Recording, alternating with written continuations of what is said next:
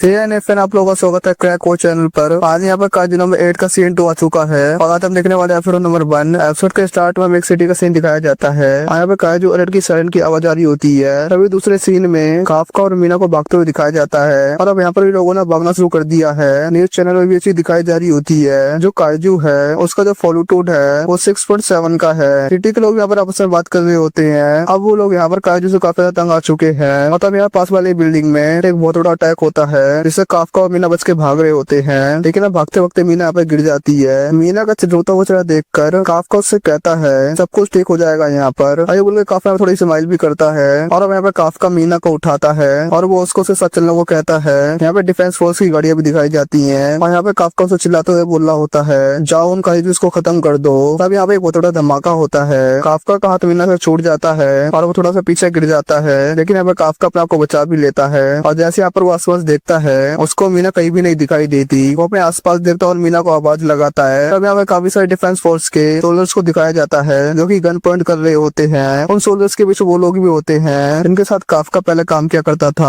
यहाँ पर मीना भी होती है जो अपने वेपन का अटैक करने के लिए तैयार होती है और अब यहाँ पे दिखाया जाता है काजू नंबर 8 को और अब यहाँ पे डिफेंस फोर्स के सोल्जर्स अटैक करना शुरू कर देते हैं। काफका यहाँ पर अपने को बचा रहा होता है उनके अटैक से, लेकिन ये लोग फायरिंग नहीं रोकते हैं। यहाँ पर 2 हेलीकॉप्टर भी होते हैं जो कि काफका को टारगेट कर रहे होते हैं और अब काफका यहाँ पर अपने को बचाने के लिए एक अटैक करता है उन हेलीकॉप्टर के ऊपर। काफका के इस अटैक से हेलीकॉप्टर काफी डैमेज हो जाते हैं। सारे सोल्जर्स यहाँ पर बात कर रहे होते हैं आखिर एक ऐसा अटैक था और यहाँ पर हाई फोर्टिट्यूड भी है और यहाँ पे दिखाया था काजू नंबर 8 का साइज यहाँ पे काफी बड़ा हो गया है और अब यहाँ पर वो थोड़ा अटैक करता है। फिर अगले सीन दिखाते हैं काफका यहाँ पर अपनी नींद से जागता है और ये सारी चीज थी उसका ही सपना था। काफका यहाँ पर अपने आपको देखता है कि यहाँ पर वो नॉर्मल है और चीज देख के वो काफी खुश होता है। अगला सीन 3rd डिवीजन के बेस का होता है जो कि पूरी तरीके से डिस्ट्रॉय हो चुका होता है और मीना यहाँ पर अपने बेस को ही देख रही होती है और तब यहाँ पर हुसीना आता है और वो मीना को बताता है 5 दिन बीत चुके हैं लेकिन अभी तक वो लोग सोल्व नहीं है। काफका के साथ क्या करना चाहिए उसको अभी भी वहीं पर रखा गया है। मीना पे बस सभी बातें सुनती है और वो ठीक कहती है और हुसीना कहता है यहाँ पर जो कुछ भी हुआ है उन सारी चीजों को ठीक करने में काफी ज्यादा समय लगने वाला है। फिर इसके बाद मीना कहती है आज वो दिन है जो न्यू ऑफिसर्स हैं अपने अपने न्यू यूनिट्स में जाएंगे। उसने कहता हाँ वो जल्दी पहुंचने वाले होंगे और फिर अगला सीन दिखाया था यारू और रेने का। यारू यहाँ पर रेनो को देखता है, वहाँ पर काफी उदास है। ये लोग यहाँ पर अपनी जगह पे पहुंच जाते हैं और यारू यहाँ पर काफी खुश होता है लेकिन यारू का कुछ ही फर्क नहीं पड़ रहा होता है। यारू यहाँ पर रेनो से उसकी फोटो खींचने के लिए कहता है। फिर दोनों एक जगह पे जाके बैठ जाते हैं। यारू रेनो से कहता है आज हमारा पहला दिन है हमारे नई यूनिट में तो उसकी टेंशन मत लो। रेनो कहता है मैं टेंशन नहीं ले रहा। यारू यहाँ पर काफका के बारे में सोचता है, कहता पता नहीं यहाँ पर इनके साथ क्या हो रहा होगा। अब यहाँ पर वो डिफेंस फोर्स में नॉर्मल ऑफिसर की तरह नहीं रह सकते।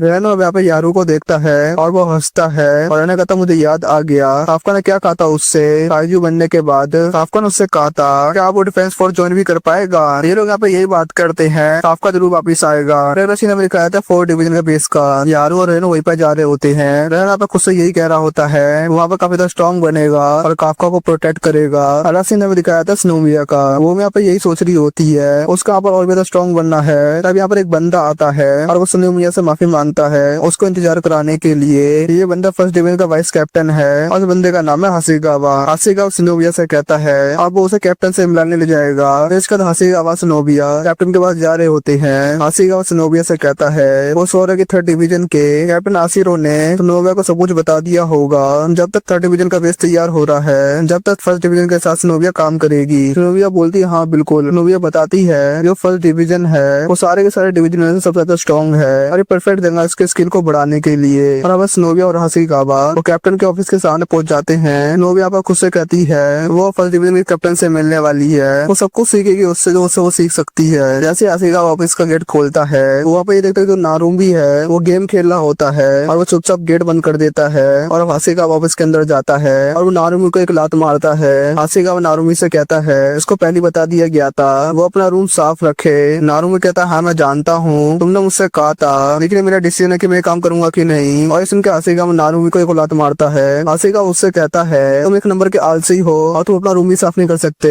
नारुमी हासिगावा को चिल्लाते हुए कहता है ये चीज मेरे ऊपर डिपेंड करती है मैं अपना रूम कैसे यूज करूँ। हासिगावा कहता है ये रूम तुम्हारा नहीं डिफेंस फोर्स का है। नारुमी कहता है तुम्हें साफ रूम कितनी पड़ी है तो तुमसे खुद से साफ क्यों नहीं कर लेते। नारुमी की सारी बातें सुनने के बाद हासिगावा सफाई करने वालों को बुला लेता है। इस सारी चीज देख के नारुमी कहता है तुम लोग रहने दो सब कुछ मैं ही कर लूंगा। हासिगावा नारुमी को नोबिया के पास ले जाता है और वो बताता है ये हमारा कैप्टन नारुमी। नोबिया पहले नारुमी को देखती है और वो मन में सोचती है उसे सारी इस बंदे की रिस्पेक्ट करनी चाहिए कि नहीं। नारू यहाँ पर स्नोविया को देखते हुए कहता है, अच्छा ये है डायरेक्टर स्नोविया की बेटी। स्नोविया नारुमी को बताती है उसका नाम है किकोरिया सानुमी और वो 3rd डिवीजन से है और वो कुछ समय के लिए 1st डिवीजन के साथ रहेगी। नारुमी से ये कहता है उसे ये सब चीजें करने की जरूरत नहीं है क्योंकि उसको फॉर्मेलिटीज बिल्कुल भी पसंद नहीं है। 1st डिवीजन के कैप्टन होने के कारण उसको बस एक ही चीज चाहिए। स्नोविया से पूछते आखिर वो क्या चीज है। तब यहाँ पर काइजू अलर्ट साउंड बजता है। नारू यहाँ पर फाइट करने के तैयार हो जाता है। नारू यहाँ पर स्नोविया से कहता है तुम्हें फाइट कर तो देखकर सीख सकती हो। फिर इसके अगले सीन में काइजू को दिखाया जाता है। फिर उसके बाद एक हेलीकॉप्टर को जिसके अंदर 1st डिवीजन का कैप्टन होता है नारुमी स्नोविया के साथ। और यहाँ पे जितने वेपन होते हैं सारे तैयार होते हैं उस काइजू से लड़ने के लिए और लोगों तक भी ये मैसेज पहुंच जाता है अब अभी काइजू अटैक हुआ है। अब इसलिए उस काइजू के ऊपर वेपन से अटैक कर दिया गया होता है और अब उस काइजू के ऊपर डायरेक्शन से अटैक किया जा रहा होता है जिससे वो काइजू अपनी डायरेक्शन ही चेंज कर लेता है और अब ये काइजू एक ब्रिज के नीचे से जाता है जिससे वो ब्रिज टूट जाता है। और अब यहाँ पर नारुमी और स्नोविया को दिखाया जाता है। नारुमी का हमें सारे प्लान बताए जाते हैं। नारुमी यहाँ पर अपने सारे बंदों को ऑर्डर देता है। नारुमी के हमें जितने भी बंदे होते हैं वो उस काइजू के पास जाते उस करना शुरू कर देते हैं। लोग यहाँ पे बता रही होती है 1st डिवीजन के कैप्टन के पास काइजू के मूवमेंट का पूरा कंट्रोल है और ऑफिसर्स की पावर्स है 40% से ज्यादा की है। अब यहाँ पर नारुमी स्नोविया से कहता है अब चलने का समय हो चुका है और अब यहाँ पर वो अपने वेपन को उठा लेता है और नारुमी यहाँ पर जाने के लिए तैयार होता है और वो जाते हुए स्नोविया से कहता है उसे स्नोविया से कुछ भी नहीं चाहिए सिर्फ एक चीज के। और ये बोल के नारुमी हेलीकॉप्टर से कूद जाता है। नारुमी यहाँ पर अपने वेपन को निकाल लेता है और तैयार हो जाता है उस काइजू पे अटैक करने के लिए। नारुमी यहाँ पर उस काइजू के पीठ पर अटैक करता है और इस अटैक से काइजू भी से फट जाता है। नारुमी पे बैठा होता है और वो कहता है उसे एक ही चीज चाहिए और वो है पावर। उन्होंने उसकी बातें सुनकर कहती है उनके काफी अच्छा लगा। अगले सीन में नारुमी अपने फोन को चेक करता है ये ना अभी भी ज्यादा पॉपुलर है। नोबिया नारुमी को बताती है उसका फोन काफी देर से बज रहा है। नारुमी कहता है उसको कोई फर्क नहीं पड़ता पक्का उसे एक बड़ी सी मीटिंग में बुलाया जा रहा होगा जहाँ पर से वे लोग बकवास करते हैं और फालतू जगह जाकर वो अपना संवाद क्यों करेगा। अब यहाँ पर हासीगावा आता है और उसको जोर की लात मारता है। हासीगावा उससे कहता है ये चीज तुम्हारा काम है इसलिए तुम वहाँ पर जाओगे। हासीगावा नारुमी का कान पकड़ के उसे वहाँ से ले जाता है। नारुमी हासीगावा से पूछता है क्या वो बात इतना इम्पोर्टेंट है जो तुम मुझे यहाँ से ले जा रहे हो। हासीगावा बताता है ये बात काजू नंबर 8 के बारे में है। अगले सीन में आपको दिखाया जाता है जो पुशअप कर रहा होता है और वो बताता है कि यहाँ पर 5 दिन बीत चुके हैं और वो अभी यहाँ पर कुछ नहीं कर सकता। और कुछ ऑफिसर्स आते हैं और वो काफका को उनके साथ चलना कहते हैं। यहाँ पे काफका उनके साथ जा रहा होता है और वो अपने सामने स्नोविया को देखता है। ये लोग अब डायरेक्टर के ऑफिस में पहुंच जाते हैं। काफका अपने साइड में देखते हुए बोलता है 1st डिवीजन का कैप्टन नारुमी है आखिर यहाँ पर क्या कर रहा है। डायरेक्टर स्नोविया बताता है वो काफका को 1st डिवीजन में भेज रहा है। सबसे स्ट्रॉन्गेस्ट काइजू और सबसे स्ट्रॉन्गेस्ट एंटी काइजू दोनों फोर्स एक साथ काम करेगी जिससे स्ट्रॉन्गेस्ट डिवीजन बनेगा जो कि सारी दिक्कतों से डील करेगा। अब डायरेक्टर स्नोविया काफका से कहते हैं अगले एपिसोड में काफका अपने आप को प्रूफ करे जिससे सभी लोग उस पर विश्वास कर पाए और अगर वो चीज साबित नहीं कर पाया तो उसका डिफेंस फोर्स को कोई भी काम नहीं है। आपका यहाँ पे ये कह रहा था उसको ये चीज बिल्कुल पसंद नहीं आ रही होती है। उसको काइजू नंबर 8 की तरह ट्रीट किया जा रहा है लेकिन सबसे पहले उसे सर्वाइव करना होगा। लेकिन नारुमी इस चीज को होने से मना कर देता है। नारुमी कहता है सबसे स्ट्रॉन्ग डिवीजन में से एक ही चीज चाहिए और वो हूँ मैं। और वही बात बोल के यहाँ से जाने लगता है। डॉक्टर स्नोविया बताते हैं जो काइजू नंबर 9 है वो खुद को ह्यूमन में बदल सकता है और वो खुद को छुपा लेता है। जो काइजू नंबर 10 था उसमें काफी खतरनाक से अटैक करा था डिफेंस फोर्स पर और ये काइजू पहले वाले काइजू से काफी अलग है। डायरेक्टर स्नोविया बताता है उन्होंने काफी काइजू को हैंडल किया है हर एक दिन लेकिन अब वो काइजू अपने आप को इवॉल्व कर रहे हैं और इस चीज से हमें काफी अब दिक्कतें हो रही है और इसलिए हमें भी इवॉल्व करने की जरूरत है। नारुमी बात सुनने के बाद कहता है सबसे अच्छा तरीका यही है काइजू नंबर 8 को यूज करने का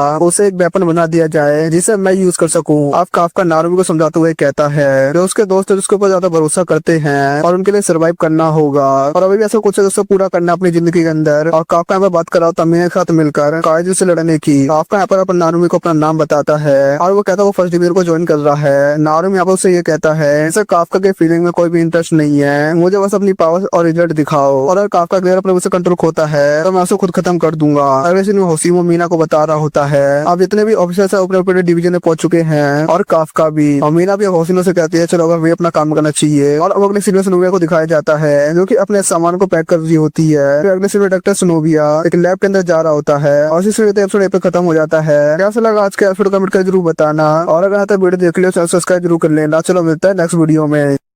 फ्रेंड्स, आज हम देखने वाले हैं kaiju number season 2 episode number 2। Episode के स्टार्टअप दिखाया जाता है। बहुत सारे काइजू जमीन से बाहर आ रहे होते हैं। फिर अगले सीन में फर्स्ट डिवीजन वाले दिखाए जाते हैं जिनकी यहाँ पे ट्रेनिंग चल रही होती है। यहाँ पे इन लोगों की ट्रेनिंग खत्म हो चुकी होती है। फिर हमें काफका को दिखाया जाता है जो कि ट्रेनिंग से काफी थक चुका होता है। फिर हमें सिनोमिया दिखाई जाती है जो की नारुमी से मिलने जा रही होती है। सिनोमिया पे नारुमी से ट्रेनिंग कराने के लिए बोलती है, लेकिन सिनोमिया देखते नारुमी उसके सामने कुछ अजीब तरीके से बैठा हुआ है। यहाँ पे नारुमी सिनोमिया से कुछ पैसे उधार मांग रहा होता है। यहाँ पे नारुमी बोलता है उससे बिल्कुल भी पता नहीं, उसे जितने पैसे मिले तो वो खत्म हो चुके हैं। सिनोमिया यहाँ पे नारुमी पे गुस्सा होते हुए बोलती है नारुमी अपने जूनियर से पैसे कैसे मांग सकता है। लेकिन तब यहाँ पे हासिका आता है और वो नारुमी सिनोमिया से कहता है अब बाहर चलने का टाइम हो चुका है। अगले से नारुमी उसकी टीम काइजू से लड़ने के तैयार हो जाती है। नारुमी कहता है फर्स्ट डिवीजन वाले तैयार हो जाओ, आप सब खत्म करते हैं। अगला सीन में शहर का दिखाया जाता है जहाँ पे बहुत सारे काइजू घूम रहे होते हैं और लोग उनसे अपनी जान बचा के भाग रहे होते हैं। यहाँ पे लड़की दिखाई जाती है रोते हुए अपने भाई से बोलती है उसे डर लग रहा है। उसका भाई कहता है फर्स्ट डिवीजन वाले आ रही होंगे। यहाँ पे उसको यकीन हो उन पर, जैसे अभी नारुमी में आएगा सारे काइजू का खत्म कर देगा। लेकिन तब उनके सामने काइजू आ जाता है और उसको देखते अपनी बहन को प्रोटेक्ट करने के लिए उसके आगे खड़ा हो जाता है जैसे काइजू पर अटैक करने वाला होता है। लेकिन तब यहाँ पे नारुमी आता है जो उसे एक ही अटैक में खत्म कर देता है। वो नारुमी को देखकर उसका नाम लेता है। नारुमी कह रहा तुम्हें कैप्टन नारुमी कहना चाहिए। नारुमी अपने बाकी ऑफिसर से पूछता है आगे आसपास का क्या हाल है। यहाँ पर किनासी नाम का ऑफिसर होता है, वो कहता है उनके एरिया में 4 काइजूस है और उसकी टीम जगह को हैंडल कर लेगी। अगला सीन होता है म्याके का,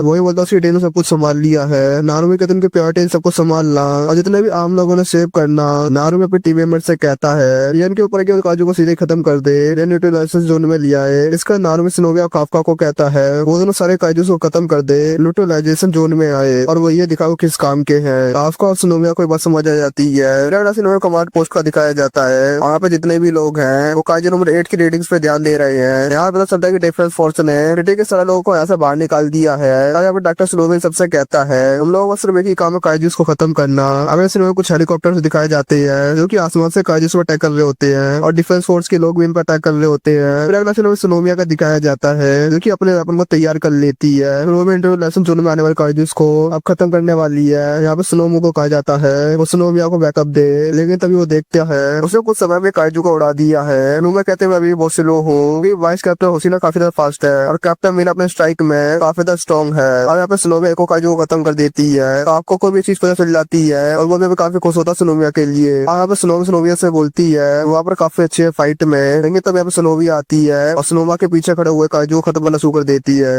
सिनोमिया से कहती है आपको यहाँ पे थोड़ा सा फोकस रहना चाहिए। अब इधर पूरी तरीके से काइजू को खत्म करने के तैयार हो जाते हैं। मैगी बोलता है लड़की नई मेंबर है ना, ये काफी ज्यादा स्ट्रॉन्ग है। आसिका में नारुमी से कहता है सिनोमिया शायद तुमसे ज्यादा स्ट्रॉन्ग होगी जब तुम फर्स्ट ईयर में थे। नारुमी कहता मैं ज्यादा स्ट्रॉन्ग था फर्स्ट ईयर में, लेकिन तभी नारुमी काइजू को देख के बोलता है उसे सब कुछ देखकर ठीक नहीं लग रहा। ये एंड टाइप काइजू कभी ट्रेन के ऊपर नहीं दिखे हैं और ये काइजू का देखता है वो भी काफी रेयरली। और ये पहली बार ये काइजू इतने सारे जून के ऊपर आए हैं। नारुमी का शायद काइजू को कोई ऑर्डर दे रहा है। अभी दूसरी तरफ से भी न्यूट्रल जोन में काइजू कोच से लगते हैं। काइजू का ऊपर आते ही फायरिंग स्टार्ट हो जाती है। आपको ऊपर अटैक करने के लिए आगे बढ़ जाता है। आपको यहाँ पे काइजू को पंच करता है, लेकिन काफका को ज्यादा कमजोर होता है जिससे उस काइजू कुछ वैसा नहीं पड़ा होता है और वो काइजू काफका को काफी दूर फेंक देता है। अब बहुत सारे काइजू काफका के सामने होते हैं। आपका सोचा था 65 ट्रांसफिकेशन से काइजूस को नहीं हरा सकता है, लेकिन अब काफका पूरी तरीके से ट्रांसफॉर्म होने लगता है, लेकिन अब वो ट्रांसफॉर्म नहीं हो पाता। लेकिन अब फिर से काइजू काफका पर अटैक कर देता है। कमांड पोस्ट वालों को पता चल जाता है काफका काइजू नंबर 8 में ट्रांसफॉर्म नहीं हो पाया। काफका को उस काइजू के अटैक से काफी ज्यादा चोटें आई होती है, लेकिन तभी कमांड पोस्ट वाले बताते हैं एक पावरफुल काइजू डिटेक्ट हुआ उसी एरिया में। यहाँ पे काफका करा था वहीं से एक काइजू निकलता है जमीन से और उस काइजू के साथ होता काइजू नंबर 9। काइजू नंबर 9 यहाँ पे ये बोलता है वहाँ पे इसलिए आया है क्योंकि उसने काइजू नंबर 8 को डिटेक्ट करा है यहाँ पर, लेकिन अब काइजू नंबर 8 तो है ही नहीं। काइजू नंबर 9 काफका से बोलता है तुम ही हो काइजू नंबर 8। काफका में कुछ बोलो से पहले काइजू नंबर 9 इस पर अटैक कर देता है और ये चीज देखकर दोबारा से काफका ट्रांसफॉर्म होने लगता है। नारुमी यहाँ पे ऑपरेशन रूम से पूछता है क्या काफका काइजू नंबर 8 में ट्रांसफॉर्म हो गया है, लेकिन हम अगले सीन में दिखाया था काफका काइजू नंबर 8 ट्रांसफॉर्म नहीं हो पा रहा है। ऑपरेशन रूम वाले नारुमी से बोलते हैं अगर ऐसी चले तो हम काइजू नंबर 8 को खो देंगे और नारुमी खुद से काइजू नंबर 9 से रहने जाने लगता है। लेकिन तभी नारुमी के सामने भी एक काइजू आ जाता है और उसके साथ होता है काइजू नंबर 9। नारुमी का समझ नहीं आ रही होती है आखिर 2 काइजू नंबर 9 कैसे हो सकते हैं। ये अपने आप पर डुप्लीकेट बना सकता है या अपने आप को मल्टीप्लाई कर सकता है, लेकिन फिर अगले सीन में दिखाया जाता है इन काइजू को खत्म कर दिया गया था। वो काइजू दोबारा से जिंदा होने लगते हैं और इस चीज के बारे में 30 यूएन वालों ने इन्फॉर्म करा था और अब यहाँ पे बहुत सारे काइजूस आ जाते हैं। अगले सीन में कुछ लोग काफका को बचाने जा रहे होते हैं, लेकिन काइजू नंबर 9 पे अटैक कर देता है। काइजू नंबर 9 पे काफका से बोलता है वहाँ पर काइजू नंबर 8 की पावर से वापस लेने वाला है, इसलिए वो फिर से काफका पर अटैक कर देता है। काफका होता है काइजू नंबर 9 के अटैक को को देख ही नहीं पा रहा, लेकिन कुछ वजह से काइजू नंबर 9 को हरा नहीं होगा। और यहाँ पर फिर से ट्रांसफॉर्म होने लगता है, लेकिन अब कुछ भी रहता है ट्रांसफॉर्म नहीं हो पाता। अगला सीन में कंट्रोल रूम का दिखाया जाता है। ये गंजा आदमी डायरेक्टर से बोलता है, ये जानता है काइजू नंबर 8 ने अपने पास से काबू खो दिया, तो हमें डॉक्टर स्नो भी खुद जाता। लेकिन यहाँ पर डॉक्टर स्नो भी अगर नंबर वेपन का यूज करेगा तो इसमें सी का घाटा है। अब इसमें दिखाया था काइजू नंबर 9 काफी खतरनाक वाला अटैक करने वाला होता है, लेकिन तभी स्नोविया आती है जो काइजू नंबर 9 को बीच से काट देती है। नंबर 9 स्नोविया से बोलता है, आखिर यहाँ पर तुम कौन हो? नोविया बोलती है, आप उसको कुछ जाने की जरूरत नहीं है, क्योंकि आज वहाँ पर खत्म होने वाला है। काजू नंबर 9 का दिखाया जाता है। काजू नंबर 9 बोलता है उसे यहाँ पर जल्दी से जाना होगा, उसे यहाँ पर काजू नंबर 9 की मदद करनी होगी काजू नंबर 8 को खत्म करने के लिए। नानू यहाँ पर कहता है कुछ होने वाला नहीं है ऐसा। नंबर 8 यहाँ पर उनका ऑफिसर है, इन काजू नंबर 9 की कोई बात नहीं सुनता और वो नानूबी पर अटैक कर देता है, लेकिन यहाँ पर नानूबी इसका अटैक से बच जाता है और वो कहता है उसकी बात पूरी नहीं हुई थी। यहाँ पर काजू नंबर 9 नानूबी से पूछता है, क्या तुम काजू नंबर 8 से ज्यादा स्ट्रॉन्ग हो? लेकिन यहाँ पर नानूबी को इसका जवाब नहीं देता और सीधे काजू नंबर 9 पर अटैक कर देता है। कंट्रोल में बैठा हुआ आदमी बोलता है, कैप्टन नानूबी ने काजू नंबर 9 पर अटैक कर दिया है। कैप्टन स्नोविया बोलते हैं, ये न्यू जनरेशन का ट्रायल है और चीजों ने खुद ही डील करनी होगी। इसी सीन का एपिसोड पे खत्म हो जाता है। कैसा लगा आज का एपिसोड कमेंट करके जरूर बताना, और अगर आपने वीडियो देख लिया चैनल सब्सक्राइब कर देना और वीडियो को लाइक भी कर देना। तो मिलता है नेक्स्ट वीडियो में। ये ने फिर आज हम देखने वाले काजू नंबर 8 सीजन 2 एपिसोड नंबर 3। हमें एपिसोड के स्टार्ट में काफका काजू नंबर 9 से फाइट करते दिखाया जाता है और काजू नंबर 9 इधर काफका की तरफ बढ़ रहा होता है। वहाँ पे ये कह रहा था, मैं तुम्हें मार दूंगा, तुम्हारी काजूस की पाउडर छीन लूंगा। यहाँ पे काफका दोबारा से ट्रांसफर होने की कोशिश करता है, लेकिन अब वो ट्रांसफर नहीं हो पा रहा था। कुछ ना कुछ यहाँ पे तो गड़बड़ हो रही थी। तब यहाँ पे उसको बचाने के लिए किकोरी आ जाती है। इधर काजू नंबर 9 दोबारा से हील हो जाता है। किकोरू काफका से पूछती है, क्या तुम यहाँ पे ट्रांसफर नहीं हो पा रहे हो? काफका कहता है, नहीं मैं नहीं हो पा रहा हूँ। किकोरू कहती है, अच्छा ऐसी बात है क्या? ऐसा काजू नंबर 9 की तो नहीं हो रहा। तो किकोरू को यहाँ पे ऐसा लग रहा होता है काजू नंबर 9 काफका को ट्रांसफर होने से रोक रहा है। किकोरू का यहाँ पे ये प्लान होता है, वो लगातार काजू नंबर 9 पे अटैक करती रहेगी और जब वो हील हो रहा होगा तब काफका को ट्रांसफर होने का मौका मिल सकता है, अगर यहाँ पे काजू नंबर 9 का हाथ ना हो या यहाँ पर वो तुम्हें ट्रांसफर होने से रोक रहा है। इन दोनों का प्लान बन चुका होता है, ये अलग अलग तरफ भागेंगे। हमें यहाँ पे दिखाया जाता है काजू नंबर 9 अपना को स्प्लिट कर लेता है और दोनों पे अटैक करने लग जाता है। यहाँ पर बहुत भी तरीके से काफका को घायल कर देता है और यहाँ पर किकोरू को भी बहुत भी तरीके से घायल कर देता है। यहाँ पर दूसरे स्नोविया की तो वाटी लग चुकी होती है, लेकिन यहाँ पे स्नोविया हार नहीं मारती और लड़ती रहती है और यहाँ पे वो यही सोचती है, मैं यहाँ पे ऐसे किसी को ऐसा मरने नहीं दूंगी। यहाँ पे हमें उसके बचपन का सीन दिखाया जाता है। यहाँ पे एक डिफेंस ऑफिसर जो बहुत कमाल की थी, ये काफी अच्छी फाइटर थी, लोग उसे बलकारी कहते थे और उस सबसे स्ट्रॉन्गेस्ट वेपन में से एक का इस्तेमाल करती थी, जो कि यहाँ पे नंबर 4 पर है। हमें यहाँ पे स्नोविया की क्लास का सीन दिखाया जाता है। यहाँ पे बच्चे काफी खुश होते हैं, ये स्नोविया तो तुम्हारी मॉम है, और स्नोविया भी यहाँ पे काफी खुश होती है और जब यहाँ पे उसकी घर पर आती है तो उनको देखकर काफी खुश होती है। वो यहाँ पे उसके ऊपर चढ़ जाती है, भले आप उसका डैड उसे यहाँ पर रोकते हैं, ऐसा मतलब तुम्हारी मॉम यहाँ पे थकी हुई है, लेकिन उसकी मॉम भी अपनी बेटे को देख काफी खुश होती है। यहाँ पे स्नोविया की मॉम को हाथ थोड़ी बहुत चोट लग चुकी होती है, तो स्नोविया इसके बारे में पूछती है, तो वो बताते उसका सामना बहुत खतरनाक काइजू से हुआ था, इसी वजह से आप उसे चोट लग गई। तो अब स्नोविया यही कहती है, मॉम मैं बड़े होकर डिफेंस फोर्स को ज्वाइन करूंगी और आपको प्रोटेक्ट करूंगी। उसकी मॉम बोलती है, ठीक है, लेकिन जब तुम्हें जरूरत पड़ेगी तो मैं प्रोटेक्ट करूंगी तुम्हें। हमें यहाँ पे दिखाया जाता है वहाँ पर भी ट्रेनिंग भी करती है, घूमती फिरती भी है और काफी सारी मेमोरीज बनाती है। लेकिन कुछ समय काजू नंबर 6 आता है और वो काफी ज्यादा अटैक शहर में करता है। उसने पूरा साइड स्टॉक ना शो कर दिया होता है, जिसकी वजह से काफी सारे लोग भी मारे जाते हैं और इन्हीं हमलों में एक आरी स्नोविया जो कि सेकंड डिवीजन की थी और एक कैप्टन थी जो मर जाती है, यानी कि अब स्नोविया की मॉम की डेथ हो जाती है और इसी से पूरा से सम्मान देता है और उसके ऊपर फॉर्मूल चढ़ाते हैं और यहाँ पे स्नोविया काफी रो रही होती है और वही सब चीजों का बिल अपने ऊपर डाल ली होती है। वहाँ पे ये कहते हैं मैं यहाँ पे एक नंबर की झूठी ही हूँ, क्योंकि यहाँ पर मैंने अपनी मॉम को प्रॉमिस किया था मैं उनको यहाँ पे प्रोटेक्ट करूंगी, लेकिन यहाँ पर मैं कुछ भी नहीं कर पाई। और जब यहाँ पर अपने वो डैड को देखती है तो यहाँ पर वो ज्यादा सीरियस होते हैं और अपनी वाइफ की डेथ के बाद वो और भी तो बदल गया था। यहाँ पे स्नोविया ये कहती है, भले यहाँ पे अपनी मॉम को प्रोटेक्ट नहीं कर पाई, लेकिन इसके वजह यहाँ पर वो तो स्ट्रॉन्ग बनेगी। यहाँ पे हमें दोबारा से प्रेजेंट का सीन दिखाया जाता है और यहाँ पर वो ये याद करती है, उसने अपनी मॉम से प्रॉमिस किया था वो बैटल फील्ड में किसी को भी मरने नहीं देगी। यहाँ पर उस एड के सर पे चढ़ी होती है और यहाँ पर ये एड एक्सप्लोर होना स्टार्ट हो जाती है, लेकिन तब यहाँ पे काफका आता है जो उसके ऊपर लात मारता है, लेकिन इस वजह से उसका पैर टूट जाता है। यहाँ पे स्नोविया पूरी तरीके से उसको मारने की कोशिश कर रही होती है और जब यहाँ पर वो काजू नंबर 9 का ध्यान भटका देती है तब वो काफका को ट्रांसफॉर्म होने को बोलती है। यहाँ पर वो ट्रांसफॉर्म तो होता है, लेकिन तब वही कीड़ा दिखाया जाता है और जब यहाँ पे काफका ट्रांसफॉर्म हो रहा होता है तो हमें दिखाया था उसने स्नोविया को मार दिया है और स्नोविया के अलावा उसने और काफी सारे लोगों को मार दिया होता है और यहाँ पर उसने अपने काफी सारे दोस्तों को ही मार दिया होता है और यहाँ पर देखो उसके हाथ खून से रंगे हुए हैं और तब यहाँ पर दोबारा से उसकी ट्रांसफॉर्मेशन फेल हो जाती है और यहाँ पे काफका को समझ आ जाता है उसके ट्रांसफर ना होने की वजह काजू नंबर 9 नहीं है और जो लोग यहाँ पे हेडक्वार्टर में बैठे होते हैं और अब ये लोग यहाँ पे ये बोलते हैं अब प्लान डी को अपनाना पड़ेगा, लेकिन नारुतो कहता है की वजह से कुछ नहीं डाल सकते। और यहाँ पर नारुतो भी काजी नंबर 9 से लड़ रहा होता है। यहाँ पर नारुतो भी 98% पावर इस्तेमाल करता है। यहाँ पर नारुतो भी काजी नंबर 9 पर अटैक करना शुरू कर देता है और काजी नंबर 9 इस पर अटैक करना शुरू कर देता है। यहाँ पे काजी नंबर 9 किसी न किसी तरीके से उसकी वीकनेस पता लगा लेता है, उसके फाइट करने का तरीका वो समझ जाता है और उस पर अपना करना शुरू कर देता है। हमें यहाँ पर दिखाता है चारों तरफ से घेर लेता है और तब यहाँ वो चारों तरफ से कुछ अटैक करता है। यहाँ पे बहुत बड़ा धमाका होता है और हमें यहाँ पे हेडक्वार्टर का सीन दिखाया जाता है। और ये लोग यहाँ पे ये बताते हैं जैसे भी काजी नंबर 9 की इन्फॉर्मेशन मिली थी उसके अलावा काफी ज्यादा अलग हो चुका है। ऐसा लगता है टाइम के साथ साथ इवॉल्व हो रहा है और लोगों के साथ फाइट करते करते ये अपना को इम्प्रूव कर रहा है। लेकिन हमें यहाँ पे दिखाया जाता है नारुतो यहाँ पे बिल्कुल सेफ होता है और अब यहाँ पे वो यही कहता है कि मैं अपनी पूरी पावर इस्तेमाल करूँ यहाँ पर। और अब अचानक से उसकी आंखें चेंज हो जाती हैं और वो काजी नंबर 9 पे काफी खतरनाक अटैक करता है और काजी नंबर 9 को बीच से फाड़ के रख देता है। और काजी नंबर 9 यहाँ पे तो कंफ्यूज हो जाता है। यहाँ पे उसे ऐसा लगता है उसने यहाँ पे उसके सारे अटैक को समझ लिया है, लेकिन ऐसा नहीं होता है। यहाँ पे कैसे अटैक कर रहा है, लेकिन आप ऐसा क्यों लग रहा है सब कुछ चेंज हो गया है। हिसाब बताता है ये कमाल रेटिना 000 का,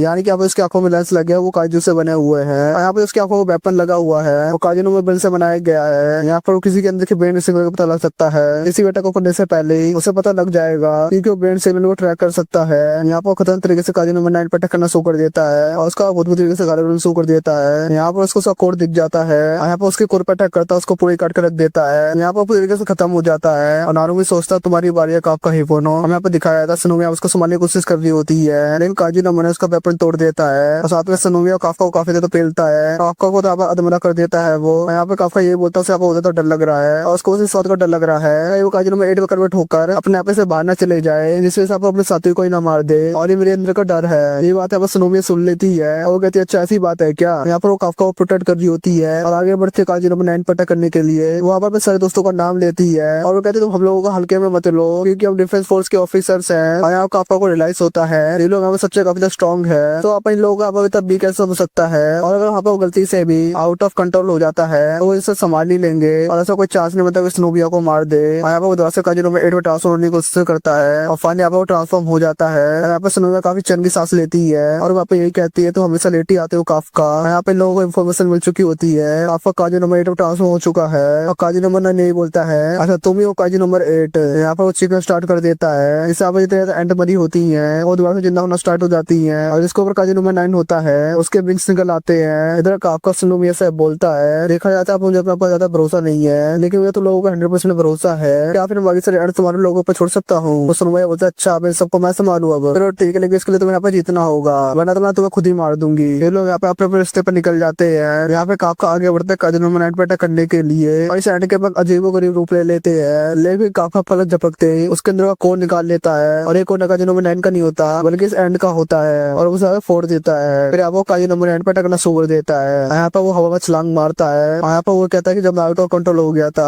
यहाँ पर उसे पता चला इस काजू की एबिलिटी कितनी खतरनाक है। यहाँ पर पूरी तरीके से पावर इस्तेमाल भी नहीं कर रहा था। यहाँ पर वो आसमान में आ चुका होता है और पूरी तरह से यहाँ पर काजी नंबर 8 पे अटैक करना शुरू कर देता है। काजी नंबर 9 भी यही कहता है काजी नंबर 8 पहले से बहुत चेंज हो चुका है और अब कुछ तो बदल चुका है इसके अंदर। वो एंड का पूरे कचूमर बना देता है और हेडक्वार्टर वाले भी पावर देख के शौक हो जाते हैं। ये असली पावर है काजी नंबर 8 की। और इस सीरीज का एपिसोड पे खत्म हो जाता है। कैसा लगा इसके एपिसोड कमेंट कर जरूर बताना और अगर वीडियो देख लेते हो सब्सक्राइब कर देना, वीडियो को लाइक भी कर देना। तो मिलता है नेक्स्ट वीडियो में।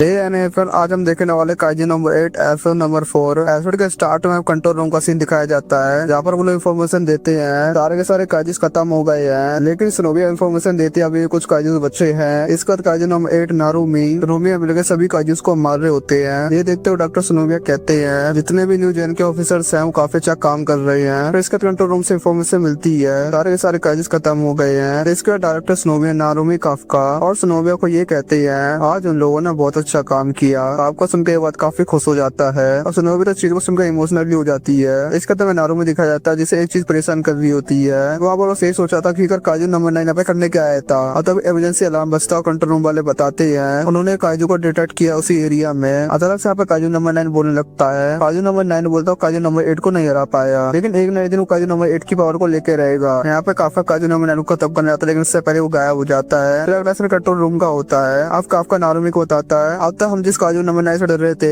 वो असली काजू नंबर 9 था ही नहीं। फिर उसके बाद अगला सीन कंट्रोल रूम का होता है। डॉक्टर स्नो अपने पीछे एक बंदे को देखता है जो एक अलग ही पोजीशन में खड़ा हुआ था और चीज को देखते डॉक्टर स्नो यहाँ पे लड़ने को तैयार हो जाते हैं। काजू नंबर 9 यहाँ पे बोलता है यहाँ पर काफी कमाल का यूजर मिल गया और काजू नंबर 2 भी। और अब नारुमी और काफा कंट्रोल रूम की तरफ वो तेजी से भागते हैं। काफा ये बताता है काजू नंबर 9 का सही टारगेट असल में डॉक्टर स्नोविया थे। डॉक्टर स्नोविया पास सबको ऑर्डर देता है यहाँ से भाग जाने का। सभी लोग यहाँ से भागना शुरू कर देते हैं लेकिन काजू नंबर 9 यहाँ पे धमाका कर देता है और जैसे यहाँ पे धमाके की धूल साफ होती है डॉक्टर स्नोविया ने एक बंदे को बचा दिया होता है। डॉक्टर स्नोविया बोलते हैं काजू को काजू नंबर 2 की पावर्स चाहिए। डॉक्टर स्नोविया दो ऑफिसर से कहते हैं जल्दी से यहाँ पे लोगों को यहाँ से बाहर निकाल दे लेकिन वैसे एक ऑफिसर बोलता है वही फाइट करेगा लेकिन एक गंजा ऑफिसर बोलता है बस हम उनके फाइट के बीच में आएंगे और कुछ भी नहीं कर पाएंगे क्योंकि इस वक्त उनका एनिमी काफी ज्यादा स्ट्रॉन्ग है। अब डॉक्टर स्नोविया अपने वेपन को निकालता है उसको पहन लेता है। काजू नंबर 9 ने बोलता उसे भरोसा नहीं हो रहा है कि दो क्लोन गामा और बीटा तिली हार गए हैं। दूसरी तरफ ऑफिसर सभी लोगों को ऐसे निकाल ले होते हैं। डॉक्टर स्नोविया बोलते काजू काफी ज्यादा इवॉल्व हो चुका है। उन्हें लगा नहीं था काजू तिली इवॉल्व हो जाएगा। ये काजू डॉक्टर स्नोविया पर अटैक कर देता है लेकिन डॉक्टर स्नोविया उसके अटैक को रोक लेते हैं और जब इन दोनों के अटैक दूसरे को रिफ्लेक्ट करते हैं तब काफी धूल मिट्टी उड़ने लगती है।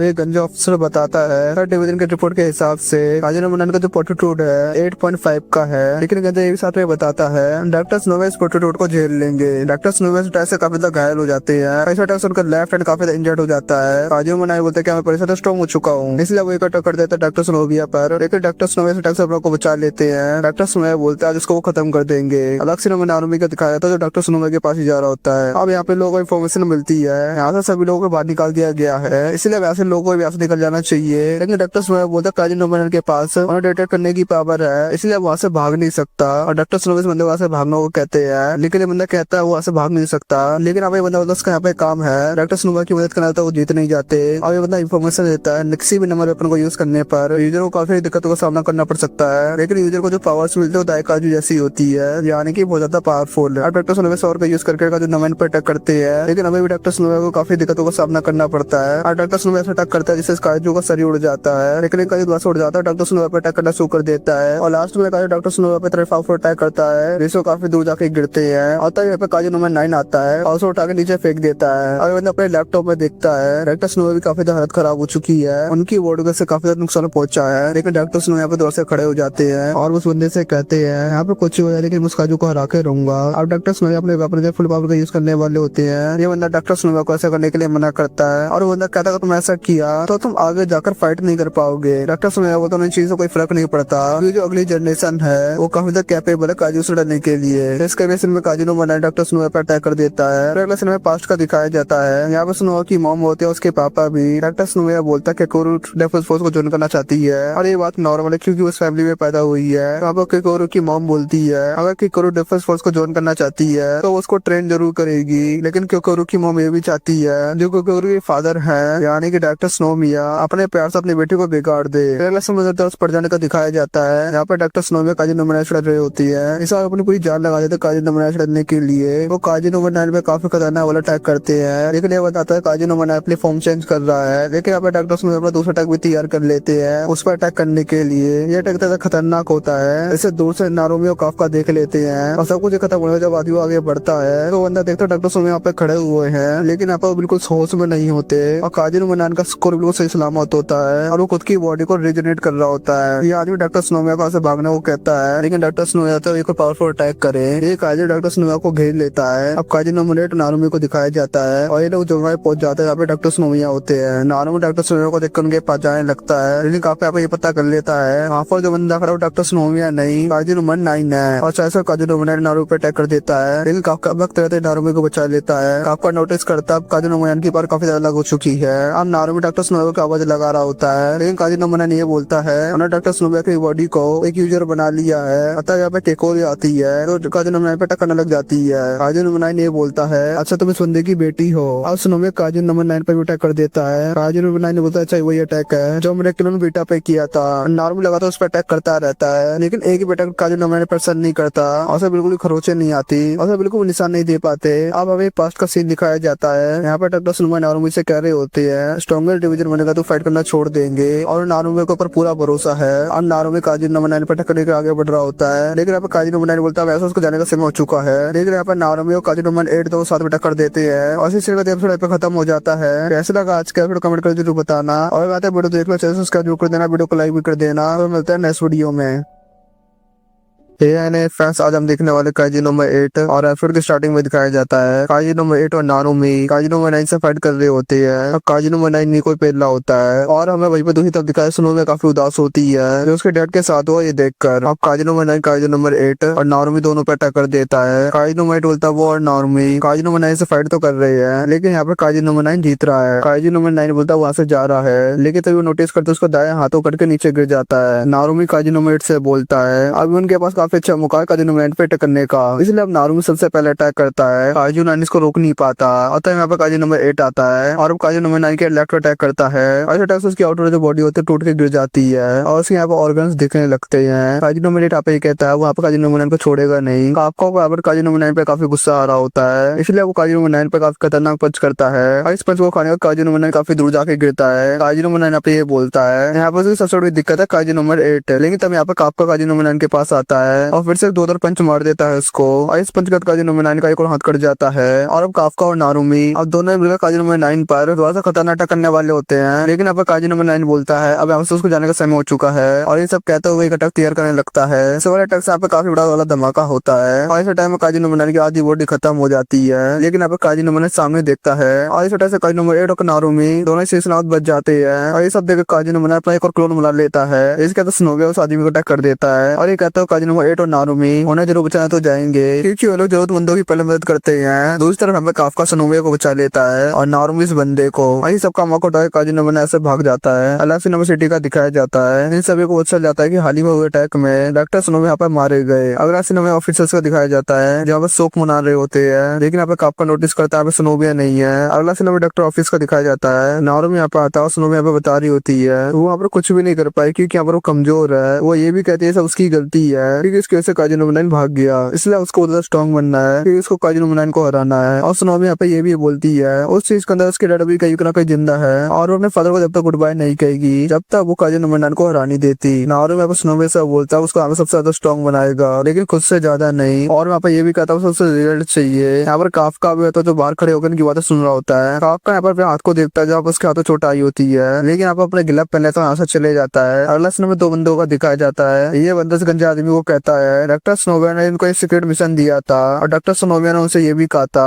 अगर उनको यहाँ पर कुछ हो जाता है तो उनको इस कमांडर की बातें माननी है। ये कमांडर से बंदे से कहता है इस प्रोजेक्ट को आगे बढ़ाओ और हम तैयार होने वाले रिमेंच मैच के लिए। अगले सीन में स्नोमिया फाइट कर रहे होते हैं और एक प्रैक्टिस मैच होता है। स्नोमिया के साथ प्रैक्टिस करते हुए बोलती है टीम लीडर स्नोवे क्लोज कॉम्बैट में बहुत ज्यादा स्ट्रॉन्ग है। नारुमी अपन की प्रैक्टिस मैच देख रहा होता है और ऊपर से देखते हुए बोलता है इस फाइट को देख के काफी बोर हो रहा है और वो स्नोमिया से बोलता है तुम इतनी कैपेबल कब होगी मैं तुमसे फाइट कर सकूं। नारुमी यहाँ पे भी कहता है फर्स्ट डिवीजन का इतनी पेलोटून है लीडर से वो सारे के सारे इतना प्रोटेक्शन लगता है कि वो कैप्टन बन सके। नारुमी चाहता है कि स्नोमिया जितने प्लेटून लीडर्स उन सबको हरा दे लेकिन तब यहाँ पे हासेगावा आता है और वो नारुमी की लात मारते हुए बोलता है तुम्हारा यहाँ पे काम करने का वक्त हो गया है। स्नोमी यहाँ पे स्नोमी को एक प्रैक्टिस मैच के लिए बोलती है। स्नोमी यहाँ पे सोचती है कि लड़की सच में चाहती है मुझे 1 महीने में हरा दे और स्नोमी की चीज देखकर काफी एक्साइटेड हो जाती है और वो चैलेंज के लिए तैयार हो जाती है। दूसरी तरफ हासेगावा नारुमी से पूछता है क्या उसने काजी नंबर 8 को फाइटिंग फोर्स का एक मेंबर मान लिया लेकिन तब इनको काजी नंबर 8 के बारे में रिपोर्ट मिलती है। अगला सीन में काफका का दिखाया जाता है और वहाँ पर अपने घर पर होता है। अगले सीन में साइंटिस्ट इन दोनों बंदों को बताता है काजी नंबर 8 की ट्रांसफॉर्मिंग वो प्रोग्रेस हो रही है और अगर वैसे ट्रांसफॉर्म होता रहा तो शायद वो एक दिन अपने ह्यूमन फॉर्म में वापस नहीं आ पाएगा। हासेगावा इस बंदे से पूछता है काफका चीज के बारे में जानता है तो ये बंदा बोलता काफका चीज के बारे में जानता है। हासेगावा पूछता भी वो कहाँ पर है। इस साइंटिस्ट होता अब इसको घर जाने की इजाजत मिली है लेकिन इस पर नजर रखी जा रही है। काफका पे कुछ काम कर रहा था लेकिन उसके घर के सामने 2 आदमी खड़े होते हैं। काफका अपने घर से निकलता है और दौरान दिवस से बोलता है उसका यहाँ से कहीं पर जाना है। अगले सीन में काफका कहीं ना कहीं तो जा रहा होता है और ये दोनों आदमी उसका पीछा कर रहे होते हैं। अगला सीन में इन बंदों को दिखाया जाता है जो काजू उसकी बॉडी को साफ कर रहे होते हैं। ये बंदा बोलता है इस काजू की जो आउटर बॉडी है बहुत ही ज्यादा हार्ड है और ये सब काजू के पीछे काम करके उसे ऐसा लग रहा है रिटी वो ना कि वो काजू। तब यहाँ पर काफका आता है। काफका यहाँ पर लोगों से मिलने आया होता है। यहाँ पर ये लोग यहाँ पे काफका के पास आता है और उससे पूछते हैं आखिर यहाँ पे काफका करने क्या आया है। काफका कहता है कि उसके पास कुछ चीज उनको देने के लिए लेकिन तभी काफका दूसरे लोगों को काम करते हुए देखता है और वो लोग काजू उसकी बॉडी को काट रहे होते हैं और तभी उसको एक टूल दिखता है और वो लोग से पूछता है कि नया बेड जाना है और फिर उसके बाद काफका उसको उठाता है और अपना ही काम करने लग जाता है और काफका काफी अच्छे काम कर रहा होता है बाकी लोगों के मुकाबले। अब ये बंदा बोलता है काफका द्वारा उनके पास वापस से काम करने के लिए। अब यहाँ पर शाम हो चुकी होती है इसलिए काफका से जाने लगता है। अगले सीन में काफका एक जगह पर बैठ के सोच रहा होता है उसको अपने दोस्तों को चोट खाते हुए नहीं देखना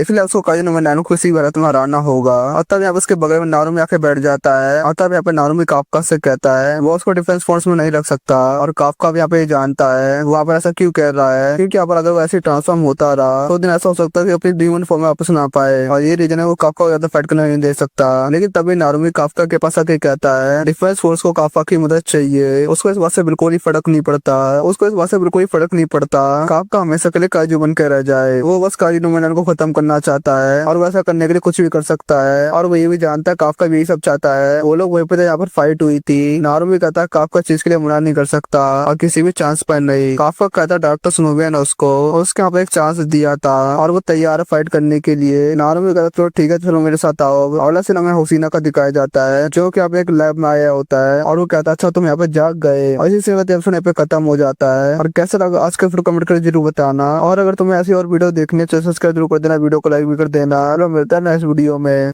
हे नहीं फिर आप लोगों का स्वागत है क्रैक एनएवो चैनल पर। आज हम देख रहे वाले दांद्रा सीजन 2 एपिसोड नंबर 5। अब तक हमने देखा सेको मोमो की मदद करने के लिए आ जाती है और ईवल आई को पकड़ लेती है। भाई दूसरी तरफ ओकानो टर्बो ग्रैनी उस घंटे के अंदर से बाहर जाती है, फिर घर आने का एक रिचुअल परफॉर्म करती है ताकि जीजी के शरीर से ईवल आई की आत्मा बाहर निकाल सके, लेकिन उस काम में नाकाम हो जाते हैं। और ईवल आई इनसे बोलता है तुम लोग सिर्फ अपना समय बर्बाद कर रहे हो। ये लोग दोबारा से ट्राई करते हैं लेकिन इस बार उनके हाथ में कुछ नहीं आता, तो इसलिए सब खाना खाने के लिए सारे घर में चले जाते हैं। आयरा भी इनके घर में खाना खाने आई थी और एक गुस्सा थी ये लोग उसे भी साथ लेके क्यों नहीं गए, आखिरकार वो उनकी लीडर है। मोमो उस पर चिल्लाने लगती है आखिर से यहाँ पर किसने बुलाया, दोनों यहाँ पर लड़ने लगती है। फिर आयरा मैंटिस से बोलती है आखिर एरियल वापस क्यों आ गया। मैंटिस कहता वो गाय ले जाकर काफी खुश था लेकिन उसमें से दूध निकाल ही नहीं पा रहा था और उसका पूरा प्लेट भी पानी से भरा हुआ है, तो वहाँ पर गाय तो रह ही नहीं सकती, और क्योंकि चीको तीता दूध के बिना तो जिंदा रह ही नहीं सकता इसलिए वो वापस आ गया, और अब से वो दोनों हमेशा यहीं पर रहेंगे। ये कहानी सुन के आयरा रोने लगती है। फिर ओकारोन पूछता है आखिर तुम पानी और डायरेक्ट सांस कैसे लेते हो।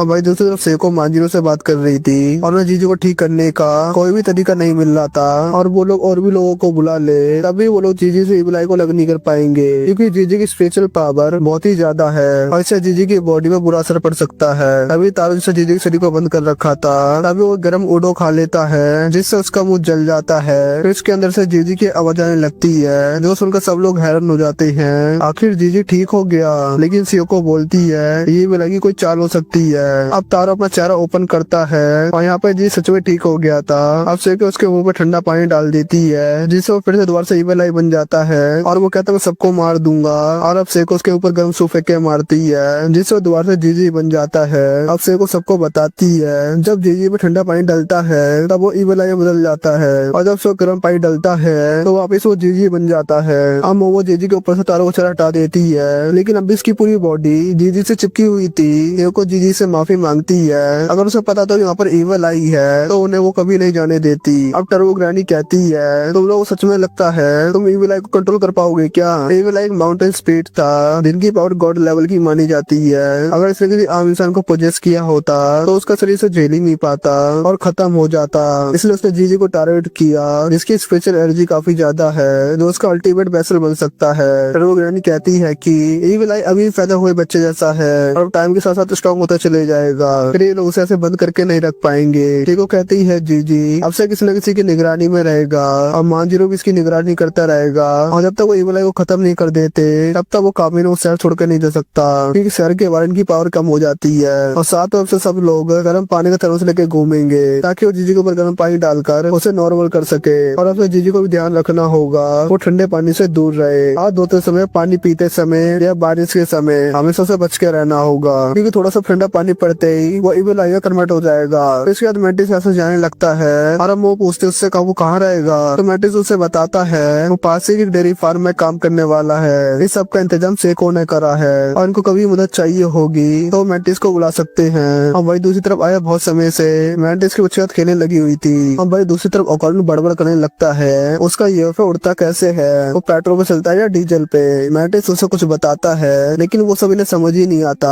अब वो मैंटिस से पूछती है उसका असली नाम क्या है, जिस पर मैंटिस बोलता है पीनी वीनी, जिस पर ये लोग बोलते हैं मैंटिस से ठीक है। फिर उसका तो मैंटिस अपने यूएफओ में बैठ के चले जाता है। फिर अगले दिन ये लोग हॉस्पिटल जाने लगते हैं जहाँ पर जीजी के पैड्स भरती है और मोमो और ओकानो पीछे बैठे हुए थे, और वहाँ पर कुछ नोटी हरकतें भी करते हैं जिस पर मोमो जानबूझकर ओकानो के हाथ में हाथ रखती है। यहाँ पे दोनों शर्माने लगते हैं। यहाँ पे ओकानो मोमो से पूछता है आखिर वहाँ पर क्या कर रही है, और वो कहती है कुछ भी तो नहीं। तब जी चिल्लाने लगता है कि तारो उसकी बात नहीं सुन रहा। जीजी की अभी तक बस गर्दन आजाद हुई है और अब इसका पूरा सही तारो के कंट्रोल में है। ये लोग जीजी के पेरेंट्स के लिए कुछ गिफ्ट भी लेते हैं और वो कहते हो जल्दी से ठीक हो जाए। और जीजी कहता है वो लोग बहुत ज्यादा मस्ती करते हैं। तो अच्छा हॉस्पिटल में पड़े हुए हैं, उसे तो उनकी बिल्कुल भी चिंता नहीं है। लेकिन हॉस्पिटल में देखते ही जीजी बच्चों की तरह रोने लगता है। वो तारो से कहती है वो अपना हाथ ऊपर करे, लेकिन वो जीजी को अजीब तरीके से नचाने लगता है और नीचे से बताया जाता है ज्वालामुखी के फटने से किसी भी इंसान को नुकसान नहीं हुआ है और जंगल की आग को भी काबू कर लिया गया है। और साथ ही तो फैमिली को पुलिस ने पकड़ लिया है, लेकिन उनमें से एक औरत नाकी यहाँ से भाग गई है और पुलिस उसे ढूंढने में लगी हुई है। हम देखते हैं नाकी जंगल में छुपी हुई थी। लड़ाई में उसका एक हाथ टूट गया था। नाकी कहते हैं 200 साल लगा दिए थे उसे तरह बड़ा करने में, और अब वहाँ पर गुस्से में चिल्लाने लगती है और पेड़ को उखाड़ के फेंक देती है। इसका तो अपने शरीर को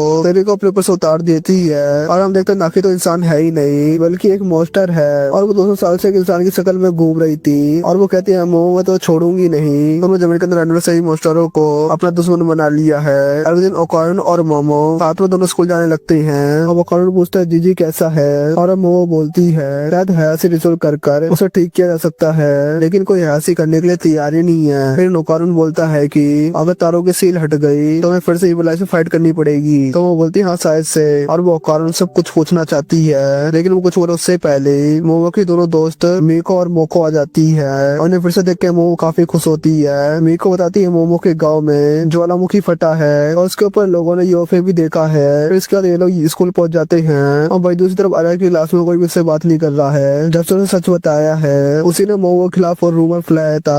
आर्या हमें बहुत अकेला महसूस कर रही थी। ताई मोमो और ओकारण उसके पास आ जाते हैं और मोमो से खींचकर अपने साथ ले जाती है। जो देख बाकी क्लासमेट्स हैरान थे क्योंकि इन दोनों में तो लड़ाई हो गई थी। और अब मोमो ओकारण और आइवा से बोलती है आज वो दोनों उसके घर सोने आए जिससे तीनों मिलकर जीजी पर नजर रख सके और सेको को भी थोड़ा आराम मिल सके। ऐसे उनको दोनों ही शर्माने लगते हैं और ऐसे दिखाते कि वो मजूरी में हाँ कर रहे हैं और फटाफट जल्दी से मोमो के घर रात में रुकने के लिए हाँ कर देते हैं। मोमो ये भी नोटिस करती है अब आयरा का स्कूल में कोई भी दोस्त नहीं है। तभी आयरा कहती है इसमें तुम्हारा कोई भी लेना देना नहीं है, वैसे भी यहाँ पर मेरी गलती थी। और यहाँ पर दूसरी तरफ सेको तारो से कहती है जीजी के शरीर को पूरी तरीके से आजाद कर दे क्योंकि उसके ऊपर लगी हुई तलिस्मान की पावर अब पूरी तरीके से खत्म हो गई थी। और अब तरफ पूरी तरीके से जीजी का शीशा अलग हो जाता है। फिर से सेको जीजी को याद दिलाती है उसे पानी से बच के रहना होगा और उसे सिर्फ गर्म पानी का इस्तेमाल करना है। और तभी ओकारण और वो स्कूल से वापस आ जाते हैं। पानी के साथ आयरा भी थी। सेको सबको गर्म पानी का थर्मस पकड़ा देती है और जब भी जी विलाई में कन्वर्ट हो तभी उसे नॉर्मल कर सके।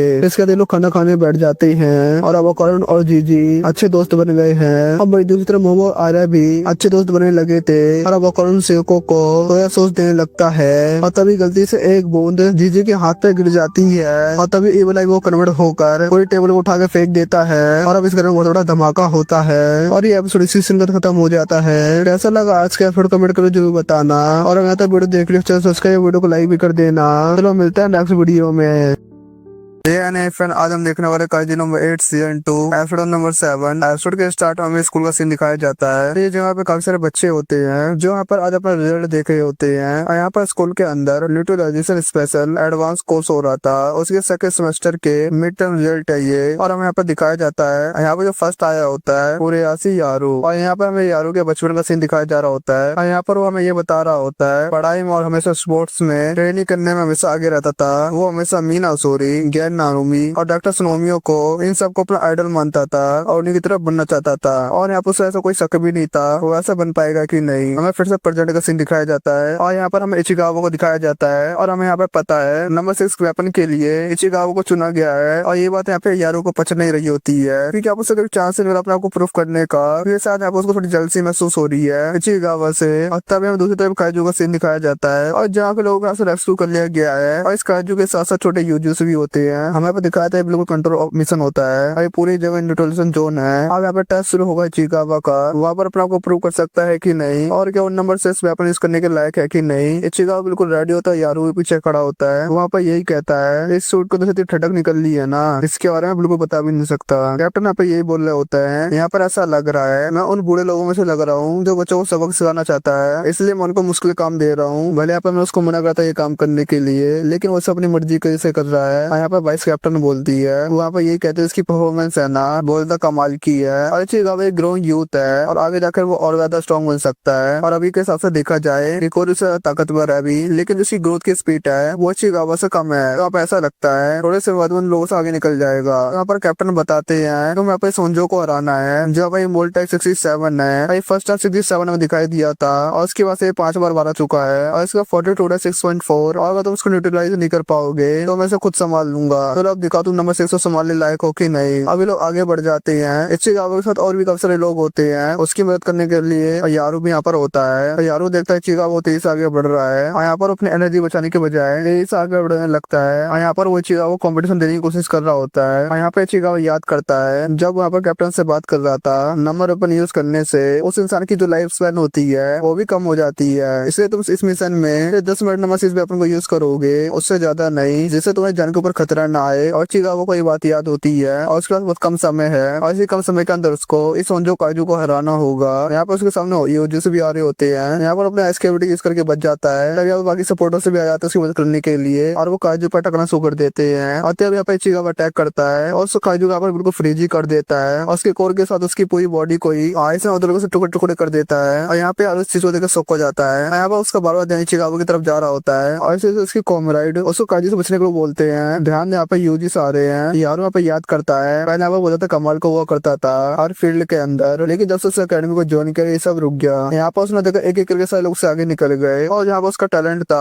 उसके बिल्कुल काम नहीं आ रहा था और यहाँ पर उसको तो जैसा एहसास होता था अब वहाँ पे कुछ भी नहीं रहा। और तभी उसका असली सामना हुआ असली मास्टर से। यहाँ पर वो चिकागो को असली मास्टर समझता है। यहाँ पर सीधी सी बात होती है। यहाँ पर वो चिकागो थोड़ा जलता है कि क्या चिकागो को इतना मौका दिया गया उसको नहीं। यहाँ पे आरू पिट रहा होता है और एक काजू से उठा के फेंक देता है और यहाँ पे एक ड्रोन आता है और बोलता है कभी तुम्हें पीछे रहना भी चाहिए, ऐसा पागल तरह आगे मत जाओ, थोड़ा पे ध्यान रखो अपना। यहाँ पर अब यहाँ पे काजू की तरफ आने लगता है यारू की तरफ, लेकिन तब उसके बीच में चिकागो आ जाता है। चिकागो यहाँ पे यारू को थैंक यू बोलता है क्योंकि हमेशा मुश्किल समय उसी ने उसको साथ दिया है और उसको हमेशा मोटिवेट करता है। और फाइनल यहाँ पे चिकागो अपनी एनर्जी को लिस्टना शुरू कर देता है। यहाँ पर उसकी कॉमेडी 43% पे आ चुकी होती है और यहाँ पर वो लड़ना शुरू कर देता है। हमें पे दिखाता है चिकागो की सुना में तेजी से बढ़ने लगती है। उसे हमें पता तो हो जाता है पावर की जरूरत है। यहाँ पर उसकी जो लेट्स कॉम्बैट पावर होती है 43 से 46% हो जाती है और इन सब चीज को भी लोग यहाँ पे ध्यान दे रहे होते हैं और कैप्टन को समझ आ जाता है इन सब के पीछे कुछ ना कुछ गड़बड़ तो जरूर है। ये लोग यहाँ पे पूछते चिकागो तुम ठीक हो, वो कहता है और इससे पहले मुझे कोई महसूस नहीं हुआ। चिकागो यहाँ पे तेजी से आगे बढ़ रहा होता है। इतनी कम पावर से यहाँ पे काम नहीं बनेगा। यहाँ पे काजू को साइड चेंज करना शुरू कर देता है। चिकागो यहाँ पे सारे दोस्तों के बारे में याद कर रहा होता है। इनके लोगों को यहाँ पर वो बचा नहीं पाया था,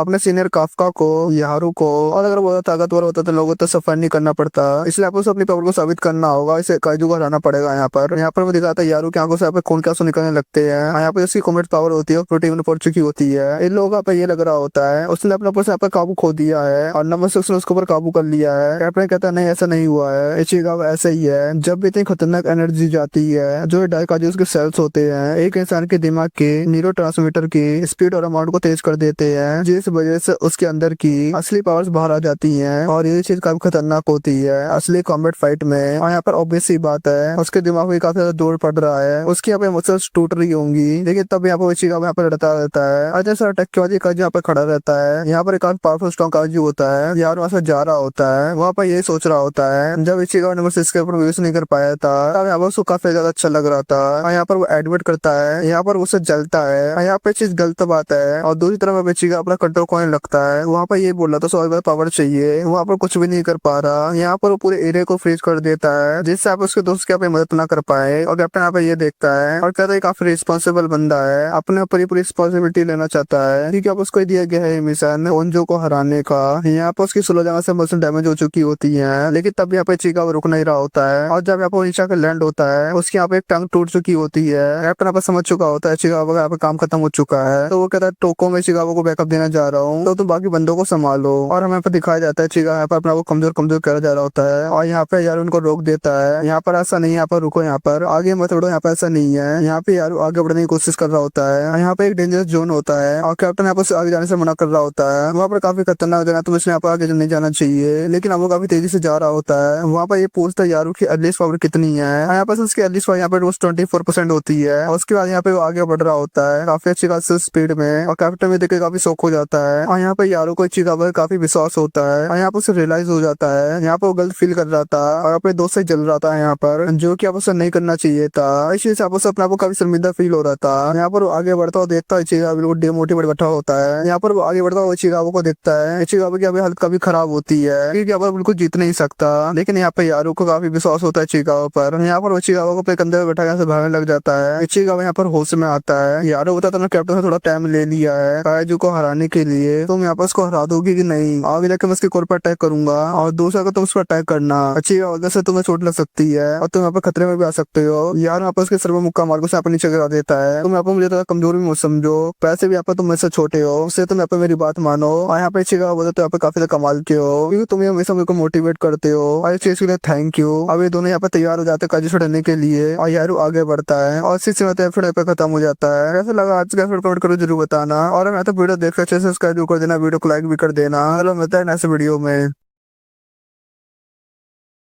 ने फ्रेंड्स एपिसोड के स्टार्टिंग में इचिगावा बिल्कुल नॉर्मल कंडीशन में होता है, लेकिन ओगाता कहता है इचिगावा फाइट नहीं कर सकता है, इसलिए अब हम लोगों को उस पर ध्यान न देकर काइजू का कोड ढूंढना पड़ेगा। और यारू ये चीज नहीं कर सकता क्योंकि उसकी कॉम्बैट पावर 24% है, लेकिन यहाँ पे यारू उस काइजू पर अटैक कर देता है। और ये सब देखने के बाद ओकाटा कहता है मुझे यहाँ पे ये लगता है इसकी कॉम्बैट पावर 24% तो नहीं है, इसलिए वो दोबारा से यारू की कॉम्बैट पावर चेक करने को कहता है। और अब यहाँ पे सबको पता चलता है यारू की अब कॉम्बैट पावर 41% पहुंच चुकी है, लेकिन फिर वो दोबारा 22% आ जाती है। और यहाँ पे काइजू यारू पर अटैक कर देता है, लेकिन यहाँ पे यारू उसके अटैक से बच जाता है। और यहाँ पे यारू की कॉम्बैट पावर 42% पहुंच चुकी है। और अब यहाँ पे इन लोगों को ये पता चल जाता है यारू की कॉम्बैट पावर कम ज्यादा होती रहती है, और जब उसकी कॉम्बैट पावर बढ़ती है तो इचिगावा इतना स्ट्रॉन्ग हो जाता है। और अगर यहाँ पे यारू को अपनी कॉम्बैट पावर इस्तेमाल करना आ गया तो वो और भी ज्यादा स्ट्रॉन्ग बन सकता है। यारू वहाँ पे ये कहता है ना यहाँ पर वो जीनियस है और ना यहाँ पर वो स्पेशल है, लेकिन यहाँ पर वो ट्राई करता रहे जब तक यहाँ पर वो स्ट्रॉन्ग ना बन जाए। यारू यहाँ पर काजू को चारों तरफ भाग रहा होता है और उसके ऊपर अटैक भी कर रहा होता है साथ ही साथ। अब फाइनली यहाँ पर इतनी मेहनत के बाद वो काइजू की कोर को एक्सपोज कर देता है और अब वो इचिगावा को बोलता है चलो अब उस पर अटैक करो। और इचिगावा भी यहाँ पर रेडी होता है अटैक करने के लिए, और अब यहाँ पर बहुत बड़ा अटैक कर देता है काइजू पर। इचिगावा यारू के इस टीम वर्क को देखने के बाद ओगाटा यहाँ पे काफी इम्प्रेस हो जाता है। फिर इसके बाद हमें पास का सीन दिखाया जाता है। ओगाटा यहाँ पे एक जगह बैठ के पढ़ रहा होता है और तब यहाँ पे किकोरो की मॉम आती है और वो ओगाटा से तो काजू नंबर 4 के वेपन का यूज कर सकती है और उन लोगों का बहुत जल्दी टेस्ट होने वाला है। और यहाँ पे वो सक्सेस हो जाती है तो यहाँ पर वो और ज्यादा स्ट्रॉन्ग हो जाएगी और भी स्ट्रॉन्ग काइजू को हरा सकती है। तो कोरो की मॉम ओगाटा से पूछती है क्या यहाँ पर वो उसके लायक है? ओगाटा कहता है उसके लायक है। अब हमें दोबारा से प्रेजेंट का सीन दिखाया जाता है और अब बताया जाता है वो हंजू काजू खत्म हो चुका है और यारो इचिगावा इस चीज को देखकर काफी खुश होते हैं। आखिरकार इन लोगों ने सारे काइजू को हरा दिया और अब सब खत्म होने इचिगावा ओगाटा को बताता है अब वो टेस्ट में पास हो चुका है। अब हमें मीना दिखाई जाती है, वो ओगाटा से पूछते हैं इचिगावा के बारे में। ओगाटा कहता है काफी अच्छा इंसान है, इसलिए उसके दोस्त उसके ऊपर भरोसा करते हैं, लेकिन यहाँ पर वो नंबर से इसके वेपन को यूज करने के लिए परफेक्ट बंदा है। मीना बताती है वो नहीं चाहती है इचिगावा ऐसे नहीं मर जाए, और वो ये बात ओगाटा से इसलिए बोल रही है क्योंकि ओगाटा नंबर वेपन को लेकर काफी सावधानी रखता है। ओगाटा कहता है इचिगावा यारू को सब कुछ सिखा देगा, अब तक जो यहाँ पर उसने सीखा है। अब यहाँ पे काफका को ये बात तो चल जाती है नंबर 6 का वेपन इचिगावा पहनने वाला है, और अब आगे जो फ्यूचर में नंबर 9 का जो फाइट होने वाली है उस फाइट को मदद करेगा। काफका वासिकावा से बोलता है काफी खतरनाक काम है। नो भी यहाँ पे काफका को मुक्का मारते हुए बोलती है काफका यहाँ पे उन्हें कमजोर ना समझे, उनका काम यहाँ पे चिंता करना नहीं, उनका काम यहाँ पर ये है वो आगे क्या कर सकते हैं। वहां से जाते हुए स्नो भी ये सोच रही होती है अगर इचिगावा स्ट्रॉन्ग हो सकता है तो उसे इचिगावा से ज्यादा स्ट्रॉन्ग होना पड़ेगा। अब हमें काफका को जॉगिंग करते हुए दिखाया जाता है और जॉगिंग करते करते ये सोचा होता है इचिगावा हमें कितना ताकतवर हो गया है, लेकिन अब यहाँ पे खुद के बारे में सोचा लगता है क्या अभी तक उसने कुछ ही अचीव किया है अपनी पावर्स के साथ। काफका सोच रहा था डिफेंस फोर्स वालों की काफका की जरूरत नहीं है, उसके काजी नंबर 8 की जरूरत है। तभी वो अपने सामने वाइस कैप्टन हुसैना को देखता है। हुसैना काफका से कहता है तुम्हें क्या लगता है इस तरीके तुम क्या मेरी जगह ले सकते हो, अमीना के साथ खड़े होकर फाइट कर सकते हो। अब तभी हुसैना अचानक से काफका के गर्दन पे ब्लेड रख देता है। इस चीज को देखकर काफी गलत खराब हो जाती है और वो पीछे हटकर नीचे गिर जाता है। हुसैना कहता है इसकी पनिशमेंट है क्योंकि उसका बदला पूरा हो गया। हुसैना काफका से कहता है ये उसकी पनिशमेंट है कि काफका ने ये नहीं बताया उसको काफका के पास काजी नंबर 8 की पावर्स है, और ये बंदा यहाँ पे मुझे बहुत गांडू लगता है, ये बेफालतू फ्लैश करता रहता है अपने बारे में। और यहाँ पे काफका कहता है वो यहाँ पर हुसैना को सब कुछ बताना चाहता था। हुसैना उसकी गर्दन पकड़ते हुए बोलता है अब यहाँ पे हम इक्वल हो चुके हैं और ऐसी बुरी शक्ल बनने की जरूरत नहीं है। लेकिन अब हुसैना काफका को एक और बात कहता है वो यहाँ पर काफका बहुत बड़ा कर्जदार है कि काफका ने 3rd डिवीजन को बचाया। हुसैना यहाँ पर काफका को इसलिए थैंक्स नहीं कर रहा क्योंकि अब उसने उसकी जान बचाई है, वो यहाँ पर काफका को थैंक्स कर रहा है ना कि यहाँ पर काजी नंबर 8 को। और हुसैना को ये बात यहाँ पर पता है और काफका लगातार यहाँ पर ट्रांसफॉर्म होता रहा काजी नंबर 8 में, कुछ ना कुछ समय बाद वो इंसान ट्रांसफॉर्म नहीं हो पाएगा, इसलिए हुसैना कहता है अब वही काजी नंबर 9 को हराएगा।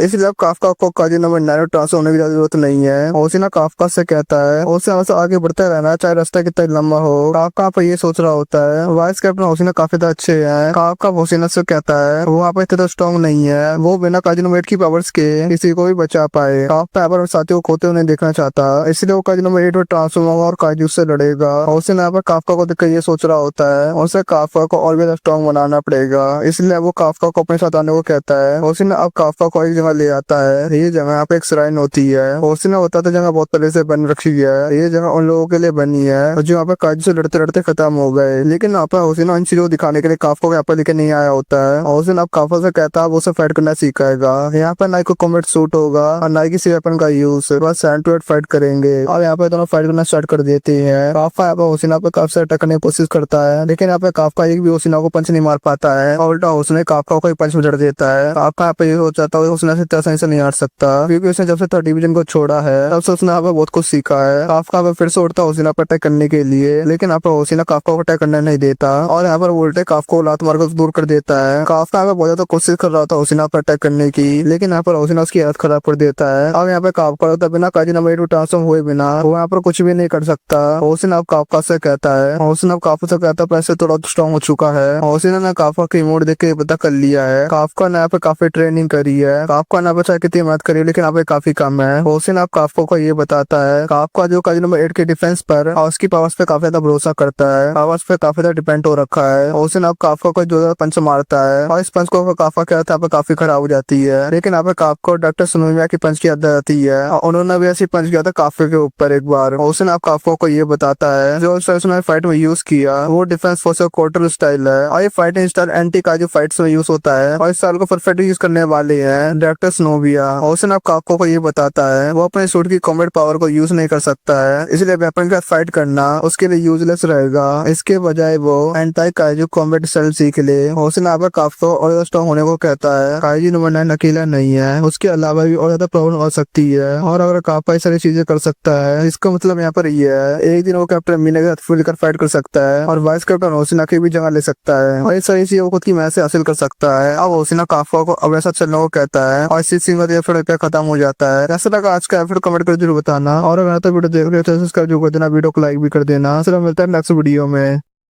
एपिसोड के स्टार्टिंग में काफका ट्रेनिंग कर रहा होता है और ये वो ट्रेनिंग होती है जो होसिना ने बताई होती है। होसिना बताता है हफ्ते में यहाँ पर 2 बार आता है और वो समय समय पर काफका को चेक करता रहेगा। अब यहाँ पे ट्रेनिंग करते करते काफका के पैरों में दर्द होने लगता है और तब यहाँ पर किकोरो आती है। किकोरो बोलती है हसेगावा ने ये चीज से देने को बोली थी। काफका उससे पूछता है कि उसके बाद इसको यूज करने की परमिशन है। नोमे कहते हैं उसे एक बार ट्राई करना चाहिए, जिनसे उसने काफी समय से बात नहीं करी है। फिर अगले सीन यहाँ पर काफका अपने रूम में बैठा होता है, वहाँ पर मैंने भी सोच रहा होता है वहाँ पर बात तो करना चाहता लेकिन किस चीज पे बात करेगा। वो कहता है उसने उन लोगों को 2 महीने पहले देखा था और अब यहाँ पे सारे लोग जान चुके हैं। काफका यहाँ पे काजी नंबर 8 है और जैसे यहाँ पे काफका अपने फोन को ऑन करता है तो वो देखता है उसके फोन में काफी सारी नोटिफिकेशन आ रखी है और यहाँ पे ग्रुप में उसको 503 मैसेज आ चुके होते हैं। लेकिन यहाँ पे काफका को डर लग रहा था उन मैसेजों को पढ़ने में। वो यहाँ पर ये सोच रहा था उसके दोस्त यहाँ पे उसके बारे में क्या सोच रहे होंगे, लेकिन तब यहाँ पे काफका को इचिकावा का कॉल आता है, लेकिन यहाँ पे गलती से वो कॉल कट कर देता है। वहाँ पे ये सोचता उसने ये करके और ज्यादा प्रॉब्लम खड़ी कर दी और यहाँ पर फिर इसके बाद यारू का कॉल आता है। वो यहाँ पे यारू का कॉल उठा लेता है, लेकिन आपको देखता है वीडियो कॉल पर यहाँ पर इचिकावा होता है। वो काफका से पूछता उसने यारू का कॉल क्यों उठा लिया। इचिकावा उससे चिल्लाते हुए बोलता है वो पिछले 2 महीने से कापर था क्योंकि पिछले 2 महीने से उसने किसी से कांटेक्ट नहीं किया। इचिकावा कहता है काफका से उसका फोन ले लिया गया था तो तभी वो उनसे दूसरी तरीके से बात कर सकता था। काफका कहता उसे करने की परमिशन नहीं थी। इचिकावा ये भी कहता है काफका का फोन सुनोमिया ने दिलाया होगा और काफका ने ट्राई भी नहीं किया होगा अपने फोन को वापस लेने का। फिर इसका इचिकावा कहता है यहाँ पर काफका की काफी चिंता हो रही थी और यहाँ पर काफका कहता है किसी से बात करने में डर लग रहा था और काफका ये भी कहता है शायद उसे अब 30 का हिस्सा न रखा जाए और शायद इसलिए हो सकता है कि लोग उसे डरे क्योंकि यहाँ पर वो काजी नंबर 8 है और यहाँ पे यारू भी आ जाता है और वो बोलता है यहाँ पर लोग काफी डरे हुए हैं क्योंकि यहाँ पर काफका के पास काजू की पावर है, एक नॉर्मल ह्यूमन की तरह नहीं। और इसका मतलब यहाँ पर ये भी ना सारे लोग यहाँ पे काफका को हेट करते हैं क्योंकि उन लोगों ने देखा था उन लोगों को बचाने के लिए काफका ने कैसा भी जान खतरे में डाल दी और ये सब देखना कौन बंदा ऐसा विश्वास नहीं करेगा। काफका भी यहाँ पे एक नॉर्मल इंसान है। फिर इसका दीजिएगा वो कहता है उसे अपने दोस्तों पर भरोसा करना चाहिए और फिर इसका दीजिएगा फोन कट कर देता है। अब यहाँ पर सुनोमिया आ जाती है काफका को बुलाने के लिए ताकि वो लोग ट्रेनिंग कर सके। अब काफका सुनोमिया को बताता है इचिगा और यारो ने उसे पागल बोला है और वो लोग यहाँ पर सही थे और काफका को जितने मैसेज आ रखे थे उसने सारे मैसेज पढ़े और उसे यहाँ पर काफी अच्छा लग रहा है। नो बोलती है बात उसे पहले से पता थी। अब यहाँ पे ट्रेनिंग का समय हो चुका है। अब यहाँ पे अगले सीन पता चलता है बहुत सी जगहों से कायदे का अटैक करने की रिपोर्ट आ रही है और ये कायदे दिखने में काफी अजीब है। अब यहाँ पे सारे लोग बात कर रहे होते हैं। बहुत सी जगहों पे कायदे का अटैक हुए हैं और हुसैन कहता है कायदे तुरंत ही गायब हो जाते हैं डिफेंस फोर्स की यहाँ पर पहुंचने से पहले। वो ये भी बताते हैं कायदे काफी ज्यादा स्मार्ट है पहले के कायदे के मुकाबले। इन सभी चीजों को देख के ही पता चलता है कायदे में नहीं पूरी डिफेंस फोर्स के लिए बहुत बड़ी प्रॉब्लम खड़ी करने वाला है। और डॉक्टर जनरल सारी बातें सुनने के बाद बोलता है हमें जल्द से जल्द प्रॉब्लम का सोल्यूशन निकालना पड़ेगा। और फिर उसके बाद वो आसेगा से अपडेट मांगता है। आसेगा वो कहता है उन लोगों ने अपने यहाँ पर पावर बढ़ा ली है और लोगों को वहां से निकालने के सारे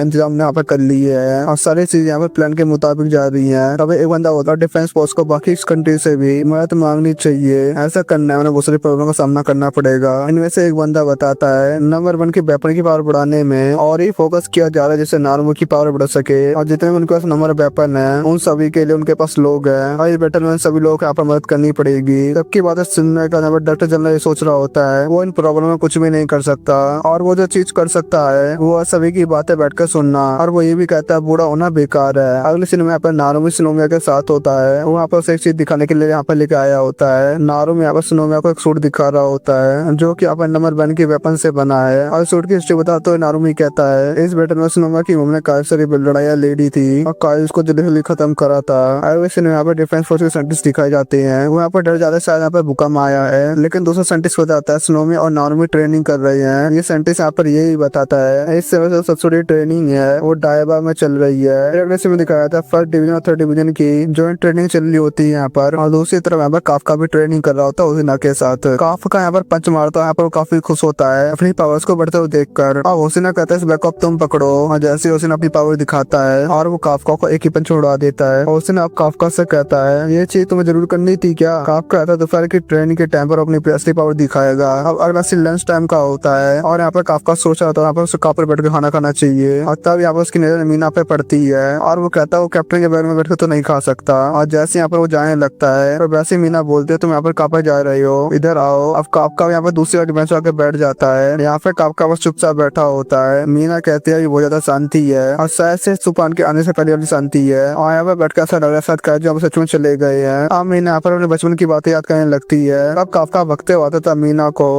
वहां से ले जाने के लिए और वो चीज यहाँ पे मीना के लिए काफी शर्मिंदा होती थी। काफका मजाक करते हुए बोलता है जो मीना थी वो काफका डिवीजन की वाइस कैप्टन थी तो उसका अचानक काफका की सबसे पहले प्रायोरिटी थी। मीना बताते उस समय में काफका भी काफी डरा हुआ रहता था लेकिन तभी वो सबकी हेल्प करा करता था। मीना कहती है थर्ड डिवीजन के बेस को बचाया था वो भी उतना ही कमाल जो बचपन में था। अब मीना कहती है वो भी काफी स्ट्रॉन्ग हो चुकी है सिर्फ काफका को अकेले सारा बोझ उठाने की जरूरत नहीं है और वही बताती है काफका उसने प्रॉमिस किया था तभी काइजिस को खत्म कर देंगे। काफका कहता है हाँ तुम सही कह रही हो। अब यहाँ से मीना से जाने वाली होती है लेकिन यहाँ पर यही सोच रही होती है अभी भी काफका नहीं बदला है अभी भी उसकी स्माइल वैसे ऐसे बचपन में थी। दूसरी तरफ काफका यहाँ पर यही सोच रहा होता क्या काजी नोमिनान को हरा पाएगा कि नहीं लेकिन यहाँ पर अपना मोटिवेट करते हुए बोलता है उसे काजी नोमिनान को हराना ही होगा। इसका अगला सीन शिंजुको का होता है। यहाँ पर एक लड़की खड़ी होती है उसके पास एक आदमी आता है वहाँ पर उससे पूछता है क्या यहाँ पर वो किसी का वेट कर रही है क्या वो यहाँ पर अपने दोस्त का इंतजार कर रही है और वो कहती है हाँ वो अपने दोस्त का इंतजार कर रही है और वो किसी को बुला रही है। और फिर इसके दिखाया जाता है लड़की यहाँ पर काइजी होती है और ये एपिसोड यहाँ पे खत्म हो जाता है। कैसा लगा आज का एपिसोड कमेंट कर जरूर बताना और अगर तो वीडियो देख रहे हो सब्सक्राइब जरूर कर देना वीडियो को लाइक भी कर देना। तो मिलते हैं नेक्स्ट वीडियो में।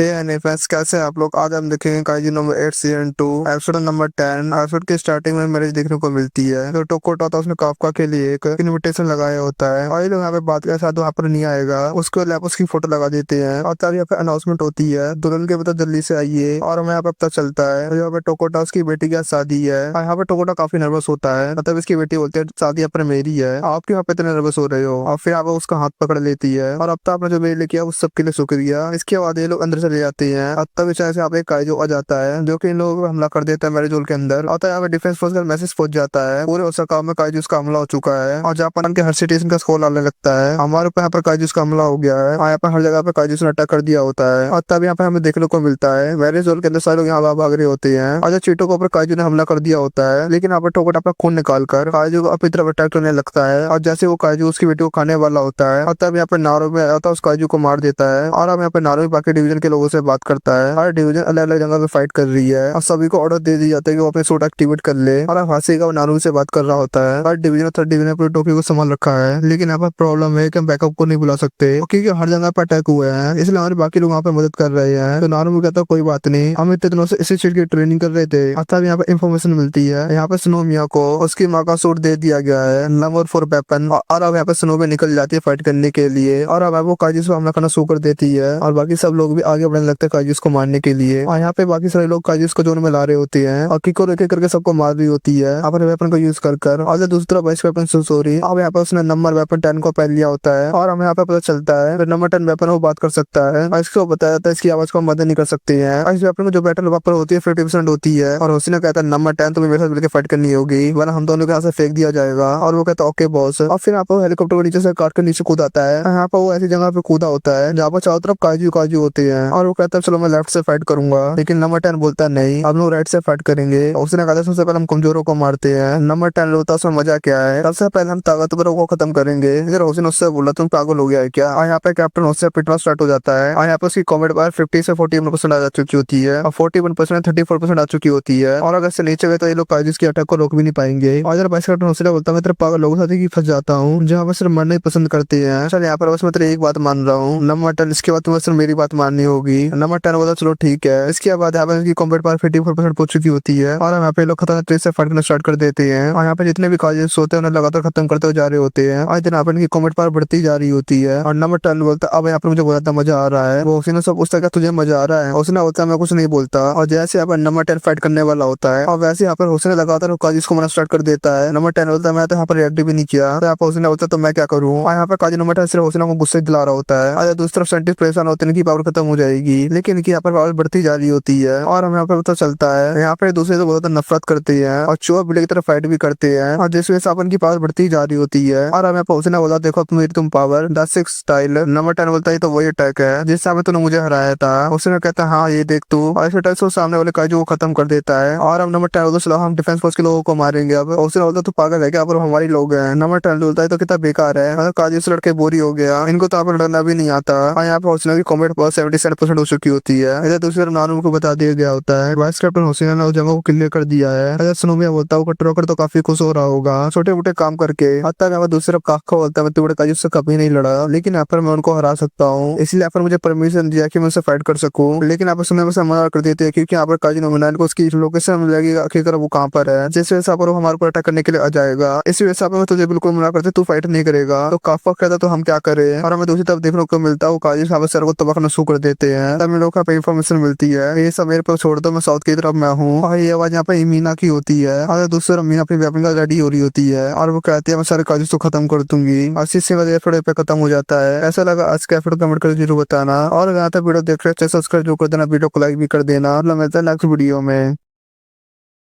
फ्रेंड्स आज हम देखेंगे काइजू नंबर 8 सी इंटू एपिसोड नंबर 11। एपिसोड के स्टार्टिंग में हम देखते हैं मीना काफका के एरिया को साफ करने की बात कर रही होती है लेकिन यहाँ पे मीना काफका के एरिया से 20 किलोमीटर दूर होती है। लेकिन तब हम देखते हैं मीना 20 किलोमीटर दूर से एक काइजू को मार देती है और ये सब देख आप सब हैरान हो जाते हैं। और ये सब यहाँ पर मीना पे नए वेपन की मदद से कर रही होती है और दोबारा से और काजू को मार देती है। ये सब देख कर बाकी सब हैरान हो जाते हैं और यहाँ पे बैक टू बैक मीना 6 और काजू को मार देती है और यहाँ पे बस छोटे छोटे काजू बच जाते हैं इन्हें बाकी ऑफिसर मार देते हैं। और तभी हम देखते हैं काफा खुश होते हुए बोलता है काफका डिवीजन की वाइस कैप्टन मीना की पावर देखकर। और ये सब यहाँ पे मीना सुन लेती है और बोलती है सब बकवास मत करो बाकी सबको सेक्टर्स में लेके जाओ। और ये सब यहाँ पे देखकर बाकी सारे लोग भी खुश हो जाते हैं हम यहाँ पर जीत रहे हैं। लेकिन किकुरो को ये पता होता है यहाँ पर कोई ना कोई गड़बड़ जरूर है और वो दोनों कहता भी खत्म नहीं हुआ है क्योंकि इसके पीछे अगर काजी नंबर 9 का हाथ है तो ये इतनी आसानी से खत्म नहीं हो सकता। तभी हासे का भाई बोलता है मुझे भी यही लग रहा है क्योंकि जिस तरीके से उसने हमारे इंपोर्टेंट जगह पे हमला किया था उन्होंने प्रेसो को खत्म नहीं किया तो वहाँ पे इसका मतलब ये लेकिन उनकी और कुछ बड़ी प्लानिंग है। तभी हमें काजी नंबर 9 दिखाया जाता है और वह जहाँ पर बैठकर काजी नंबर 8 को सर्च कर रहा होता है, लेकिन इसको काजी नंबर 8 के बारे में कुछ नहीं पता चलता,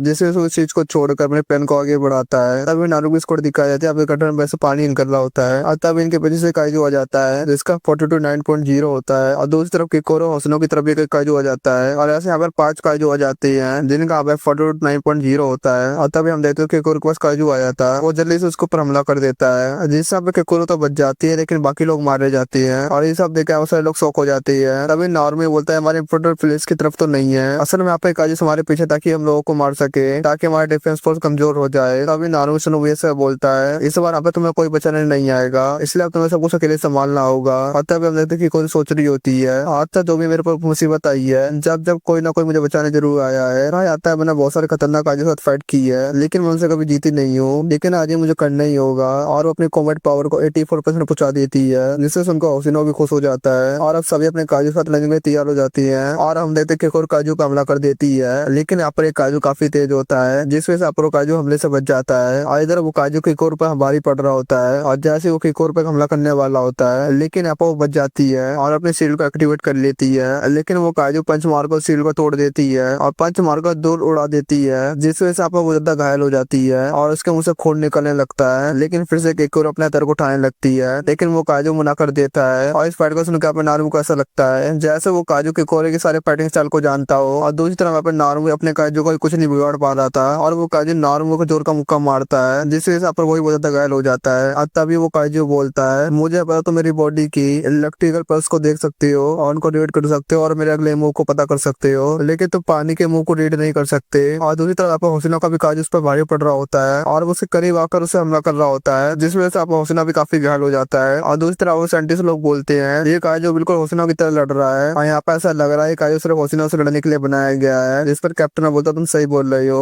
वायरस बैक्टीरिया इंसेक्ट ये वो सारी चीजें हमें डराती हैं और हमने रिसर्च करके अपने आप को बचाया है। और यहाँ पे पहली बार हो रहा है हमारे एनिमी ने भी ये प्लानिंग करी है और जिन 5 काजूस ने हमारे पर हमला किया है उन्हें स्पेशली हमारे ऊपर हमला करने के लिए बनाया गया है ताकि हमारे डिफेंस फोर्स को कमजोर कर सके। अभी हम लोगों को एक डिफेंस शेल्टर दिखाया जाता है जहाँ पर काफका के पुराने दोस्त होते हैं और हमें पता चला टोक्यो की बेटी अब ठीक है। और तब इन लोगों को न्यूज से पता चलता है इन लोगों के ऊपर 5 काजूस ने हमला कर दिया है जो यहाँ पर 9.442 के हैं जिस वजह से अपन लोग लगता है दुनिया पर खत्म होने वाली है। और तब अंदर टोक्यो को चोट लगने के बावजूद भी हो शेल्टर के अंदर लोगों की मदद करने लगता है ठीक यहाँ पर उसे भरोसा होता है जो यहाँ पर ऊपर लड़ रहे हैं वो यहाँ पर उन्हें जरूर बचा लेंगे। और तब हमें काफका दिखता है लोगों को सेंटर के अंदर भेज रहा होता है और तब यहाँ पास में एक बड़ा धमाका होता है और काफका पता चलता है उनके ऊपर भी काजू ने हमला कर दिया है, लेकिन यहाँ पर काफका इस टाइम कुछ नहीं कर सकता है और वो लोगों को शेल्टर के अंदर भेजना स्टार्ट कर देता है। और तब यहाँ पे एक बॉडी और डर रही होती है, तब एक बच्चे उनको डिफेंस फोर्स के कार्ड दिखाकर और बोलते हैं हमारा डिफेंस फोर्स काफी ज्यादा पावरफुल है और वो लोगों को बचा लेगा। तभी काफका को ये सुनकर मीना के साथ किया हुआ वादा याद आ जाता है और तब यहाँ पर दूसरा धमाका होता है और सभी लोग यहाँ पर तेजी से शेल्टर के अंदर जाने लगते हैं जिससे यहाँ पर बच्चे का कार्ड नीचे गिर जाता है और काफका उन कार्ड से उठाने में बच्चे की मदद करने लगता है और काफका उसे बोलता है तुम डिफेंस फोर्स के बारे में काफी अच्छा बोल रही थी, हमारे डिफेंस फोर्स बहुत स्ट्रॉन्ग लोग हैं और वो तुम्हें जरूर बचा लेंगे। तभी बच्ची काफका के कार्ड के बारे में पूछने लगती है और तभी काफका होता है उसकी टीम काफी खतरे में है जिस वजह से वो तेजी से अपने स्क्वाड की तरफ बढ़ने लगता है। यहाँ पर उस काजू ने एक बंदे को पकड़ रखा होता है जिस वजह से यहाँ पर इन काफी ज्यादा परेशान होती है और जब बाकी सोल्जर्स की हालत काफी खराब होती है और तब रेन अपने मन में सोच रही होती है और यहाँ पर कुछ नहीं हो सकता क्योंकि काजू बहुत ज्यादा स्ट्रॉन्ग है उन काजूस के मुकाबले जिनसे आता है हमने फाइट की है। और तब यहाँ पर इनको याद आ जाता है यहाँ पर एक प्लॉटिंग लीडर है जिसे यहाँ पर नारुतो ने खुद चुना है जिससे यहाँ पर कोटा को बचाने के लिए काजू का हमला कर देती है और वो यहाँ से बचा भी लेती है। और तभी वो काजू इनको मुक्का मार के काफी दूर फेंक देता है और यहाँ पर मन में सोचते हैं वो काफी स्ट्रॉन्ग बनना चाहती थी ताकि यहाँ पर नारुतो इसे नोटिस करे और उन्होंने नोटिस किया भी और एक प्लॉटिंग लीडर बना दिया और मैं कैप्टन नारुतो की एक एलीट सोल्जर बन गई। और ये सब कहते हैं यहाँ पे हमला करना स्टार्ट कर देती है और यहाँ पे ऐसा हो जाता है कि उस काजू को हरा नहीं सकती, इसलिए आपको डिसाइड करती है वो अपनी आखिरी सांस तक इस काजू से लड़ेगी ताकि वो जान सके इस काजू की आखिरकार कमजोरी क्या है और कैप्टन नारुतो की इसकी कमजोरी के बारे में बता सके। और वो काजू पर तेजी से हमला कर देती है लेकिन आप उस काजू कुछ नहीं होता, लेकिन वो काजू रिन को मुक्का मारकर फ्लाईओवर से नीचे गिरा देता है जिससे यहाँ पर इनको लगता है जो वहाँ पर मरने वाली है, लेकिन यहाँ पर मरना नहीं चाहती, लेकिन फिर से वो काजू दोबारा हमला कर देता है लेकिन यहाँ पर तभी काफका आता है उसका को बचा लेता है। और तब यहाँ पर सरिनी पूछते आखिरकार तुम यहाँ पे क्या कर रहे हो, जिस पर यहाँ पर काफका होता मुझे पता आपने आप उनसे दूर रहने को कहा था और ये सब खत्म होने का जो भी आपको सजा दोगी उसके लिए यहाँ पर मैं तैयार हूँ, लेकिन इस टाइम मैं पीछे नहीं हट सकता। जिस पर यहाँ पर इंड बोलते हैं काफका पीछे रहो तुम इस टाइम नहीं मर सकते क्योंकि इस कंट्री को तुम्हारी जरूरत है। जिस पर काफका होता है मेरी चिंता करने के लिए धन्यवाद और यहाँ पर मेरे टेंशन मत तो लीजिए मैं नहीं हारूंगा। और अब आपका यहाँ पे काजी नंबर 8 पे ट्रांसफॉर्म हो जाता है और यहाँ पे काजी नंबर 9 को भी काजी नंबर 8 के बारे में पता चल जाता है और इसी का एपिसोड यहाँ पे खत्म हो जाता है और सीजन 2 भी यहाँ पे खत्म होता है। कैसा लगा ये एपिसोड कमेंट करके जरूर बताना और अगर आप वीडियो देख लिया तो सब्सक्राइब जो कर देना, वीडियो को लाइक भी कर देना। चलो मिलता है नेक्स्ट वीडियो में।